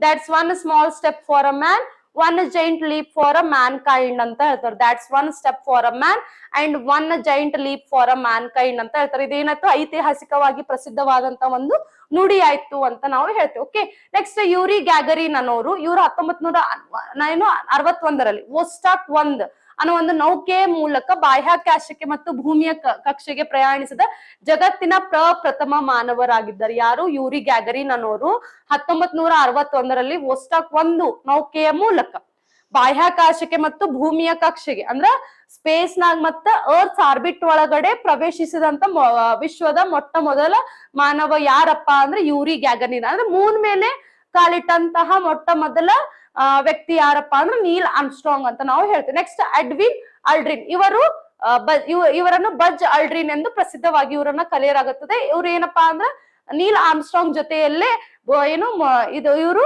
ಚಂದ್ರನ ಮೇಲೆ ಇಳಿದಂತಹ 2ನೇ ಮಾನವರಾಗಿದ್ದಾರೆ. ಚಂದ್ರನ ಮೇಲೆ ಇಳಿದಂತಹ ಮೊದಲ ಮಾನವರು ಯಾರು? ನೀಲ್ ಆರ್ಮ್ಸ್ಟ್ರಾಂಗ್. ಎರಡನೇದವ್ರು ಯಾರಪ್ಪ ಅಂದ್ರೆ ಎಡ್ವಿನ್ ಅಲ್ಡ್ರಿನ್ ಅಂತ ಹೇಳ್ತೀವಿ. ಯಾರು? ಎಡ್ವಿನ್ ಅಲ್ಡ್ರಿನ್ ಅಂತ ನಾವು ಹೇಳ್ತೇವೆ. ನೆಕ್ಸ್ಟ್ ನೀಲ್ ಆರ್ಮ್ಸ್ಟ್ರಾಂಗ್ ಅವರನ್ನು ಹೊತ್ತು ಚಂದ್ರನ ಮೇಲೆ ಇಳಿದ ನೌಕೆಯ ಹೆಸರೇನು? ದ ಈಗಲ್ ಅಂತ ಕರಿತೇವೆ. ಅದು ಯಾವ್ದಪ್ಪ ಅಂದ್ರೆ ಅಪೋಲೋ 11 ಅಂತ ಹೇಳ್ತೀವಿ. ಯಾವ್ದು? ಅಪೋಲೋ 11. ನೆಕ್ಸ್ಟ್ ಬಾಹ್ಯಾಕಾಶಕ್ಕೆ ಪ್ರಯಾಣಿಸಿದ ಭಾರತದ ಮೊದಲ ನಾಗರಿಕ ಯಾರು? ರಾಕೇಶ್ ಶರ್ಮಾ ಅವರು. ಬಾಹ್ಯಾಕಾಶಕ್ಕೆ ಪ್ರಯಾಣಿಸಿದ ಭಾರತದ ಮೊದಲ ನಾಗರಿಕ ಯಾರಪ್ಪ ಅಂತಂದ್ರೆ ರಾಕೇಶ್ ಶರ್ಮಾ 1984ರಲ್ಲಿ ಇವರು ಪ್ರವೇಶ ಮಾಡಿದ್ರು ಅಂತ ನಾವು ಹೇಳ್ತೀವಿ. ಓಕೆ, ಸೊ ನೆಕ್ಸ್ಟ್ ಕ್ವಶನ್ ಏನೈತ್ ನೋಡ್ರಿ. ವಿಟಮಿನ್ ಎ ಅಂಶವು ಕೆಳಗಿನ ಯಾವುದರಲ್ಲಿ ಹೆಚ್ಚಿಗೆ ದೊರೆಯುತ್ತದೆ? ಯಾವ್ದ್ರಲ್ಲಿ ಹೆಚ್ಚಿಗೆ ದೊರೆಯುತ್ತದ್ರಿ? ಬಾಳೆಹಣ್ಣು, ಸೇಬು, ಹಾಲು, ನಿಂಬೆಹಣ್ಣು. ವಿಟಮಿನ್ ಎ ಅಂತ ಏನಂತೀವ್ರಿ? ರೆಟಿನಾಲ್ ಅಂತ ಹೇಳ್ತೀವಿ. ಅಂದ್ರೆ ವಿಟಮಿನ್ ಎ ಕೊರತೆಯಿಂದ ಏನಾಗ್ತೈತಿ ನಮಗ? ನೈಟ್ ಬ್ಲೈಂಡ್ನೆಸ್ ಬರ್ತದ ಅಂತಂದ್ರ ರಾತ್ರಿ ಗುರುಡುತನ ಅಂತ ಹೇಳ್ತೀವಿ. ರಾತ್ರಿ ಕುರುಡುತನ ಅಂತ ಹೇಳ್ತೀವಿ. ಇದು ಯಾವದ್ರೊಳಗಡೆ ಜಾಸ್ತಿ, ಯಾವ ಜೀವಸತ್ವ ಒಳಗಡೆ ಜಾಸ್ತಿ ಇರ್ತದಪ್ಪ ಅಂತಂದ್ರ ನೋಡ್ರಿ, ಇದನ್ನು ಪೂರ್ಣ ಆಹಾರ ಎನ್ನಲಾಗುತ್ತದೆ. ಯಾವುದು? ವಿಟಮಿನ್ ಎ ಅನ್ನ ಪೂರ್ಣ ಆಹಾರ ಎನ್ನಲಾಗುತ್ತದೆ. ಇದು ದೇಹಕ್ಕೆ ಕ್ಯಾಲ್ಸಿಯಂ ಅಂದ್ರೆ ವಿಟಮಿನ್ ಎ ಮತ್ತು ವಿಟಮಿನ್ ಬಿ ಜೀವಸತ್ವಗಳು ಒದಗಿಸ್ತಾವು ಅಂತ ಹೇಳ್ತೀವಿ. ಅಂದ್ರೆ ಇದು ಬಾಳೆಹಣ್ಣು ಒಳಗಡೆ ನಮಗ್ ಜಾಸ್ತಿ ಸಿಗ್ತದ. ಬಾಳೆಹಣ್ಣು ಒಳಗಡೆ ಪೊಟ್ಯಾಷಿಯಂ ಪ್ರಮಾಣದಲ್ಲಿ ನಮಗೆ ಏನ್ ಸಿಗ್ತದ? ಜಾಸ್ತಿ ಸಿಗ್ತದ ಅಂತ ನಾವು ಹೇಳ್ತೀವಿ. ಇದು ಕಾರ್ಬೋಹೈಡ್ರೇಟ್ಸ್ ಮತ್ತು ಹೃದಯದ ಆರೋಗ್ಯಕ್ಕೆ ಅಗತ್ಯವಾದ ಪೊಟ್ಯಾಷಿಯಂ ಕೆ ಅಂದ್ರೆ ಖನಿಜಾಂಶವನ್ನು ಇದು ಅಧಿಕೃತವಾಗಿ ಹೊಂದಿದೆ ಅಂತ ಹೇಳ್ತೀವಿ. ಇದು ಅಧಿಕೃತವಾಗಿ ಹೊಂದಿದೆ ಅಂತ ನಾವು ಹೇಳ್ತೀವಿ. ನೆಕ್ಸ್ಟ್ ನಿಂಬೆಹಣ್ಣು, ಇದು ನೀರಿನಲ್ಲಿ ಕರಗುವಂತ ವಿಟಮಿನ್ ಸಿ ಆಸ್ಕೋರ್ಬಿಕ್ ಆಮ್ಲ ಅಂತ ಹೇಳ್ತೀವಿ. ಅಧಿಕವಾಗಿ ಹೊಂದಿರುವಂತಹ ಸಿಟ್ರಿಸ್ ಅನ್ನೋ ಒಂದು ಸಿಟ್ರಿಕ್ ಆಸಿಡ್ ಅನ್ನು ಅಧಿಕೃತವಾಗಿ ಹೊಂದಿರುವಂತಹ ಹಣ್ಣಾಗಿದೆ. ಯಾವುದು? ನಿಂಬೆ ಹಣ್ಣು ಅಂತ ಹೇಳ್ತೀವಿ. ಅಂದ್ರೆ ಇದು ವಿಟಮಿನ್ ಸಿ ನೀರಿನಲ್ಲಿ ಇದು ಏನಾಗ್ತದೆ? ಕರಗ್ತದ ಅಂತ ನಾವು ಹೇಳ್ತೀವಿ. ನೆಕ್ಸ್ಟ್ ಕ್ಯಾರೆಟ್ ನಲ್ಲಿ ಕಂಡು ಬರುವ ಮತ್ತು ದೇಹದಲ್ಲಿ ವಿಟಮಿನ್ ಎ ಉತ್ಪತ್ತಿಗೆ ಕಾರಣವಾಗುವ ವರ್ಣದ್ರವ್ಯ ಯಾವುದು ಅಂತಂದ್ರೆ ಬಿಟಾ ಕ್ಯಾರೆಟಿನ್ ಅಂತ ಹೇಳ್ತೀವಿ. ಅಂದ್ರೆ ಇಲ್ಲಿ ಕ್ಯಾರೆಟ್ ಒಳಗಡೆ ಕಂಡು ಬರುವಂತಹ ಮತ್ತ ದೇಹದಲ್ಲಿ ವಿಟಮಿನ್ ಎ ಉತ್ಪತ್ತಿಗೆ ಕಾರಣವಾಗುವಂತಹ ಒಂದು ಪಿಗ್ಮೆಂಟ್ ಯಾವ್ದಪ್ಪ ಅಂದ್ರೆ ಬೀಟಾ ಕ್ಯಾರೋಟಿನ್ ಅಂತ ಹೇಳ್ತೀವಿ. ಯಾವ್ದು? ಬೀಟಾ ಕ್ಯಾರೋಟಿನ್ ಅಂತ ಹೇಳ್ತೀವಿ. ರೈಟ್, ಗೊತ್ತೈತ್ರಿ. ನೆಕ್ಸ್ಟ್ ಕ್ವಶನ್, ಪೋಲಿಯೋ ಕಾಯಿಲೆಯನ್ನು ಯಾವುದರಿಂದ ತಡೆಗಟ್ಟಬಹುದು? ವ್ಯಾಕ್ಸಿನೇಷನ್, ಹೋಮಿಯೋಪತಿ ಔಷಧಿ, ಇಂಜೆಕ್ಷನ್, ಆಯುರ್ವೇದಿಕ್ ಔಷಧಿ. ನೋಡ್ರಿ, ಪೋಲಿಯೋ ಕಾಯಿಲೆ ನಾವ್ ಏನ್ ಮಾಡ್ತೀವಿ? ಅದಕ್ಕೆ ಪರ್ಟಿಕ್ಯುಲರ್ ಆಗಿ ನಾವ್ ಏನ್ ಮಾಡ್ತೇವೆ? ಹೆಜ್ಜೆ ಹೆಜ್ಜೆ ಮುಖಾಂತರ ವ್ಯಾಕ್ಸಿನೇಷನ್ ಅಂದ್ರೆ ಹುಟ್ಟದಾಗ ಮಗುವಿಗೆ ಏನ್ ಮಾಡ್ತೇವೆ? ನಾವು ವ್ಯಾಕ್ಸಿನೇಷನ್ ಅನ್ನ ಕೊಡ್ತೇವೆ. ವ್ಯಾಕ್ಸಿನೇಷನ್ ಕೊಡೋದ್ರಿಂದ ಅದು ನಮ್ಮ ದೇಹದಲ್ಲಿ ಸೇರ್ಕೊಳಿಕ್ ನಾವು ಬಿಡಂಗಿಲ್ಲ. ಪೋಲಿಯೋ ರೋಗ ಏನಾಗ್ತದೆ? ನಮ್ಮ ದೇಹದಲ್ಲಿ ಸೇರ್ಕೊಳಿಕ್ ಬಿಡ್ಲಾರ್ದಾಗ ನಾವ್ ಏನ್ ಮಾಡ್ತೇವೆ? ವ್ಯಾಕ್ಸಿನೇಷನ್ ಅನ್ನ ಕೊಡೋದ್ರ ಮುಖಾಂತರ ಏನ್ ಮಾಡ್ತೇವೆ? ಪೋಲಿಯೋವನ್ನು ನಾವು ತಡೆಗಟ್ತೇವೆ. ಪೋಲಿಯೋ ಅನ್ನೋದು ನರಮಂಡಲವನ್ನು ಬಾಧಿಸುವಂತಹ ವೈರಸ್ ಜನ್ಯ ಕಾಯಿಲೆ ಆಗಿದೆ. ಇದಕ್ಕೆ ಯಾವುದೇ ಖಚಿತ ಚಿಕಿತ್ಸೆ ಇಲ್ಲ. ಅದಕ್ಕೆ ಮುಂಜಾಗೃತ ಕ್ರಮವಾಗಿ ನಾವ್ ಏನ್ ಮಾಡ್ತೇವೆ? ವ್ಯಾಕ್ಸಿನ್ ಮೂಲಕ ಇದನ್ನ ನಾವು ತಡಿತೇವಿ ಅಂತ ಹೇಳ್ತೇವೆ. ವ್ಯಾಕ್ಸಿನ್ ಮೂಲಕ ಈ ರೋಗವನ್ನು ನಾವು ತಡಿತೇವೆ. ಅಂದ್ರೆ ಇಲ್ಲಿ ಬಾಯಿಯ ಮೂಲಕ ನಾವು ಹಾಕ್ತೇವೆ. OPV ಅಂತ ಹೇಳ್ತೇವೆ, ಓರಲ್ ಪೋಲಿಯೋ ವೈರಸ್ ಅಂತ ಹೇಳ್ತೇವೆ. ಲಸಿಕೆ ಅಂತ ಹೇಳ್ತೇವೆ, ಓರಲ್ ಪೋಲಿಯೋ ವ್ಯಾಕ್ಸಿನ್ ಅಂತ ಹೇಳ್ತೇವೆ. ಇದನ್ನ ಯಾರು ಕಂಡು ಹಿಡ್ದಾರಪ್ಪ ಅಂದ್ರೆ ಆಲ್ಬರ್ಟ್ ಸಾಬಿನ್ ಅನ್ನೋರು ಕಂಡು ಹಿಡಿದಾರೆ. ಯಾರು ಕಂಡು ಹಿಡ್ದಾರ? ಪೋಲಿಯೋ ಹನಿಗಳು ಅಂತ ಹೇಳ್ತೇವಲ್ಲ, ಓರಲ್ ಪೋಲಿಯೋ ವ್ಯಾಕ್ಸಿನ್ ಇದನ್ನ ಕಂಡು ಹಿಡಿದವರು ಯಾರು? ಪೋಲಿಯೋ ಹನಿಗಳನ್ನ ಕಂಡು ಹಿಡಿದವರು ಯಾರು? ಆಲ್ಬರ್ಟ್ ಸಾಬಿನ್. ಅದೇ ರೀತಿ ಇಂಜೆಕ್ಷನ್ ಮೂಲಕ ನೀಡುವಂತ ಪೋಲಿಯೋ ಲಸಿಕೆಯನ್ನು ಕಂಡು ಹಿಡಿದ ವಿಜ್ಞಾನಿ ಯಾರಪ್ಪ ಅಂದ್ರೆ ಜೋನಾಸ್ ಸಾಲ್ಕ್. ಯಾರಿ? ಜೋನಾಸ್ ಸಾಲ್ಕ್ ಅಂತ ಹೇಳ್ತಾರೆ. ರೈಟ್. ಸೊ ನೆಕ್ಸ್ಟ್ ಕ್ವಶನ್ ಏನೈತೆ ನೋಡ್ರಿ. BCG ಚುಚ್ಚುಮದ್ದುವನ್ನು ಮುಂಚಿತವಾಗಿ ಹಾಕಿಸಿಕೊಂಡವರಲ್ಲಿ ಯಾವ ರೋಗವನ್ನು ನಾವು ತಡೆಗಟ್ಟಬಹುದು? ಬೇದಿ, ಕಾಲರಾ, ಟೆಟಾನಸ್, ಟ್ಯೂಬರ್ಕ್ಯುಲೋಸಿಸ್. ಯಾವ್ದ್ರಿ? ಟ್ಯೂಬರ್ಕ್ಯುಲೋಸಿಸ್ ಅಂತ ಹೇಳ್ತೇವೆ. BCG ಚುಚ್ಚುಮದ್ದು ಅಂತ ಹೇಳ್ತೀವಿ ರೈಟ್. BCG ಅಂತಂದ್ರೆ ಬ್ಯಾಸಿಲಸ್ ಕೆಲಾಟಿನ್ ಗ್ಯೂರಿನ್ ಅಂತ ಹೇಳ್ತೀವಿ, ಬ್ಯಾಸಿಲಸ್ ಕೆಲಾಮೆಟ್ ಗ್ಯೂರಿನ್ ಅಂತ ಹೇಳ್ತೀವಿ. ಈ ಲಸಿಕೆಯನ್ನು ಸಾಮಾನ್ಯವಾಗಿ ಹುಟ್ಟಿದ ಮಗುವಿಗೆ ಶ್ವಾಸಕೋಶದ ಪ್ರಾಣಾಂತಿಕ ಕಾಯಿಲೆಯಾದ ಕ್ಷಯ ರೋಗ ಅಂದ್ರೆ ಟ್ಯೂಬರ್ಕ್ಯುಲೋಸಿಸ್ TB ಬರದಂತೆ ತಡೆಯಲು ನೀಡಲಾಗುತ್ತದೆ ಅಂತ ಹೇಳ್ತೀವಿ. BCG ವ್ಯಾಕ್ಸಿನ್ ಟ್ಯೂಬರ್ಕ್ಯುಲೋಸಿಸ್ TB ರೋಗ ಬರಲಾರ್ದಂತೆ ತಡಿಲಿಕ್ಕೆ ಈ ವ್ಯಾಕ್ಸಿನ್ ಅನ್ನು ನಾವು ಕೊಡ್ತೇವೆ. ಇದು ಮೈಕೋಬ್ಯಾಕ್ಟೀರಿಯಂ ಟ್ಯೂಬರ್ಕ್ಯುಲೋಸಿಸ್, ಮೈಕೋಬ್ಯಾಕ್ಟೀರಿಯಂ ಟ್ಯೂಬೋಕ್ಯುಲೋಸಿಸ್ ಎಂಬ ಬ್ಯಾಕ್ಟೀರಿಯಾದಿಂದ ಹರಡುವ ಶ್ವಾಸಕೋಶದ ಸಾಂಕ್ರಾಮಿಕ ರೋಗವಾಗಿದೆ ಅಂತ ಹೇಳ್ತೀವಿ, ಶ್ವಾಸಕೋಶದ ಸಾಂಕ್ರಾಮಿಕ ರೋಗವಾಗಿದೆ ಅಂತ ಹೇಳ್ತೀವಿ. ನೆಕ್ಸ್ಟ್ ಕೊಲೆರಾ, ಇದು ಕಲುಷಿತ ನೀರಿನಿಂದ ಬರುವಂತಹ ಬ್ಯಾಕ್ಟೀರಿಯಾ ರೋಗವಾಗಿದ್ದು ಸ್ವಚ್ಛತೆ ಮತ್ತು ಓರಲ್ ಕಾಲ್ರಾ ಲಸಿಕೆಯಿಂದ ತಡೆಯಬಹುದು ಅಂತ ಹೇಳ್ತೀವಿ. ವಿಬ್ರೋ ಕೊಲೆರಾ ಬ್ಯಾಕ್ಟೀರಿಯಾದಿಂದ ಇದನ್ನ ನಾವು ಹೇಳ್ತೀವಿ ಕಾಲ್ರಾವನ್ನ ನಾವು ತಡಿಬಹುದು ಅಂತ ಹೇಳ್ತೀವಿ ರೈಟ್. ನೆಕ್ಸ್ಟ್ ಟೆಟಾನಸ್ ಅಂತ ಹೇಳ್ತೀವಿ. ಯಾವುದು? ಟೆಟಾನಸ್ ಅಂತ ಹೇಳ್ತೀವಿ. ತುಕ್ಕು ಹಿಡಿದ ಕಬ್ಬಿಣ ತಗುಲಿದಾಗ, ತುಕ್ಕು ಹಿಡಿದಂತಹ ಕಬ್ಬಿಣ ನಮಗ್ ತಗುಲಿದಾಗ ಬರುವಂತಹ ಧನುರ್ವಾಯು ರೋಗ ಅಂತ ಹೇಳ್ತೀವಿ, ಧನುರ್ವಾಯು ರೋಗ ಅಂತ ಹೇಳ್ತೀವಿ. ಇದನ್ನ ತಡೆಯಲು ನಾವು DPT ಅಥವಾ ಟೆಟಾನಸ್ ಟಾಕ್ಸಿಯೈಡ್ ಇಂಜೆಕ್ಷನ್ ಅನ್ನು ನೀಡಲಾಗುತ್ತದೆ ಅಂತ ಹೇಳ್ತೀವಿ. DPT ಅಥವಾ ಟೆಟಾನಸ್ ಟಾಕ್ಸೈಡ್ ಇಂಜೆಕ್ಷನ್ ಅನ್ನು ನಾವ್ ಏನ್ ಮಾಡ್ತೀವಿ ಕೊಡ್ತೇವಿ ಅಂತ ಹೇಳ್ತೀವಿ. ಟೆಟಾನಸ್ ಗೆ ಏನ್ ಮಾಡ್ತೀವಿ DPT ಇಂಜೆಕ್ಷನ್ ಕೊಡ್ತೀವಿ ಅಂತ ಹೇಳ್ತೀವಿ. ನೆಕ್ಸ್ಟ್ ದೇಹದಲ್ಲಿ ಕ್ಷಯ ರೋಗದ ಸೋಂಕು ಇರುವುದನ್ನು ಪತ್ತೆ ಹಚ್ಚಲು ಮಾಡುವ ಚರ್ಮದ ಪರೀಕ್ಷೆ ಯಾವುದಪ್ಪ ಅಂತಂದ್ರ ಮ್ಯಾಂಟಾಕ್ಸ್ ಟೆಸ್ಟ್ ಅಂತ ಹೇಳ್ತೀವಿ, ಮಾಂಟಾಕ್ಸ್ ಟೆಸ್ಟ್ ಅಂತ ಹೇಳ್ತೀವಿ. ಅಂದ್ರೆ ದೇಹದಲ್ಲಿ ಕ್ಷಯ ರೋಗ ಇತ್ತಪ್ಪ ಅಂತಂದ್ರ ಈ ಕ್ಷಯ ರೋಗ ಇರುವುದನ್ನು ಪತ್ತೆ ಹಚ್ಚಲು ಮಾಡುವ ಚರ್ಮದ ಪರೀಕ್ಷೆ ಯಾವ್ದಪ್ಪ ಅಂತಂದ್ರ ಮ್ಯಾಂಟಾಕ್ಸ್ ಟೆಸ್ಟ್ ಅಂತ ಹೇಳ್ತೀವಿ. ಯಾವ್ದ್ರಿ? Mantoux test. So almost all ಇವತ್ತ ಆದಷ್ಟು ಜಾಸ್ತಿ ಕ್ವಶನ್ಸ್ ಅನ್ನ ನಾವು ಕವರ್ ಮಾಡೇವಿ ಅಂತ ಹೇಳ್ತೀವಿ. ಯಾವ ರೀತಿ ನಾ ಕ್ವಶನ್ಸ್ ಅನ್ನ ಕವರ್ ಮಾಡೀನಿ ಅದೇ ರೀತಿ ಯಾವ ರೀತಿ ನಿಮಗೆ ಏರಿಯಾಸ್ ಅನ್ನ ಕೊಟ್ಟಿನಿಲ್ಲ ಆ ಏರಿಯಾಸ್ ಮೇಲೆ ನೀವು ಸ್ವಲ್ಪ ಡೀಟೇಲ್ ಆಗಿ ಓದ್ಕೊಂತ ಹೋಗ್ರಿ ಅಂತ ಹೇಳ್ತೀವಿ. ನೆಕ್ಸ್ಟ್ ಬರುವಂತ ಕ್ಲಾಸ್ ಒಳಗಡೆ ಇನ್ನೂ ಹೆಚ್ಚಿನ ಕ್ವಶನ್ಸ್ ಅನ್ನ ನಾವು ಕವರ್ ಮಾಡೋಣ. ಆದಷ್ಟು ಬೇಗ ನಾವು ಕ್ವಶನ್ಸ್ ಅನ್ನ ಪೇಪರ್ ಅನಾಲಿಸಿಸ್ ಸಬ್ಜೆಕ್ಟ್ ವೈಸ್ ಮುಗಿಸ್ಕೊಂತ ಹೋಗೋಣ. ಸೈನ್ಸ್ ಇನ್ನೊಂದಿಷ್ಟು ಕ್ವಶನ್ಸ್ ಇದಾವ್ರಿ, ಸೈನ್ಸ್ ಮುಗಿಸಿ ನಾವು ಇನ್ನೊಂದು ಬೇರೆ ಸಬ್ಜೆಕ್ಟ್ ಏನ್ ಮಾಡೋಣಪ್ಪ ಅಂದ್ರ ಜಿಗೇನು ಅಂತ ಹೇಳ್ತೀನಿ, ಬೇರೆ ಸಬ್ಜೆಕ್ಟ್ ಅದು ಕ್ವಶನ್ಸ್ ಅನ್ನ ನಾವು ಏನ್ ಮಾಡೋಣ ಅದೇ ರೀತಿ ಇದೇ ತರ ಏನ್ ಮಾಡೋಣ ನಾವು ಸಾಲ್ವ್ ಮಾಡ್ಕೊಂಡು ಹೋಗೋ. ಆದಷ್ಟು ಜಾಸ್ತಿ ಕ್ವಶನ್ಸ್ ಅನ್ನ ಸಾಲ್ವ್ ಮಾಡ್ಲಿಕ್ಕೆ ಟ್ರೈ ಮಾಡ್ತೀನಿ. ಎಕ್ಸ್ಪ್ಲನೇಷನ್ ಕಡಿಮೆ ಆಗುತ್ತೆ, ಬಟ್ ಎಕ್ಸ್ಪ್ಲನೇಷನ್ ನಿಮಗೆ ಎಕ್ಸಾಮಿಗೆ ಬಹಳ ಇಂಪಾರ್ಟೆಂಟ್ ಆಗ್ತದ್ರಿ. ಯಾಕಂತಂದ್ರೆ ಈ ಎಕ್ಸ್ಪ್ಲನೇಷನ್ ಇಂದ ಮತ್ತೆ ಬೇರೆ ಕ್ವಶನ್ಸ್ ಬರೋದಿರ್ತದೆ. ಬಟ್ ನಾ ಆದಷ್ಟು ನಿಮ್ಗ ಏನಪ್ಪಾ ಅಂತಂದ್ರೆ ಕಡಿಮೆ ಪ್ರಮಾಣದಲ್ಲಿ ಎಕ್ಸ್ಪ್ಲನೇಷನ್ ಮತ್ತೆ ಜಾಸ್ತಿ ಕ್ವಶನ್ಸ್ ಅನ್ನ ನಿಮಗ ಸಾಲ್ವ್ ಮಾಡ್ಲಿಕ್ಕೆ ಸಹಾಯ ಮಾಡ್ತೀನಿ. ಓಕೆ, ಸೊ ನಾಳಿನ ಕ್ಲಾಸ್ ಅಲ್ಲಿ ನಾವು ಮುಂದಿನ ಕ್ವಶನ್ಸ್ ಅನ್ನ ಕಂಟಿನ್ಯೂ ಮಾಡೋಣ. Okay, take care, bye bye, have a good day. Preparation ಚೆನ್ನಾಗಿ ಜಾರಿಯಲ್ಲಿರ್ಲಿ. Stay tuned with our classic YouTube educational channel. Okay, take care, bye by.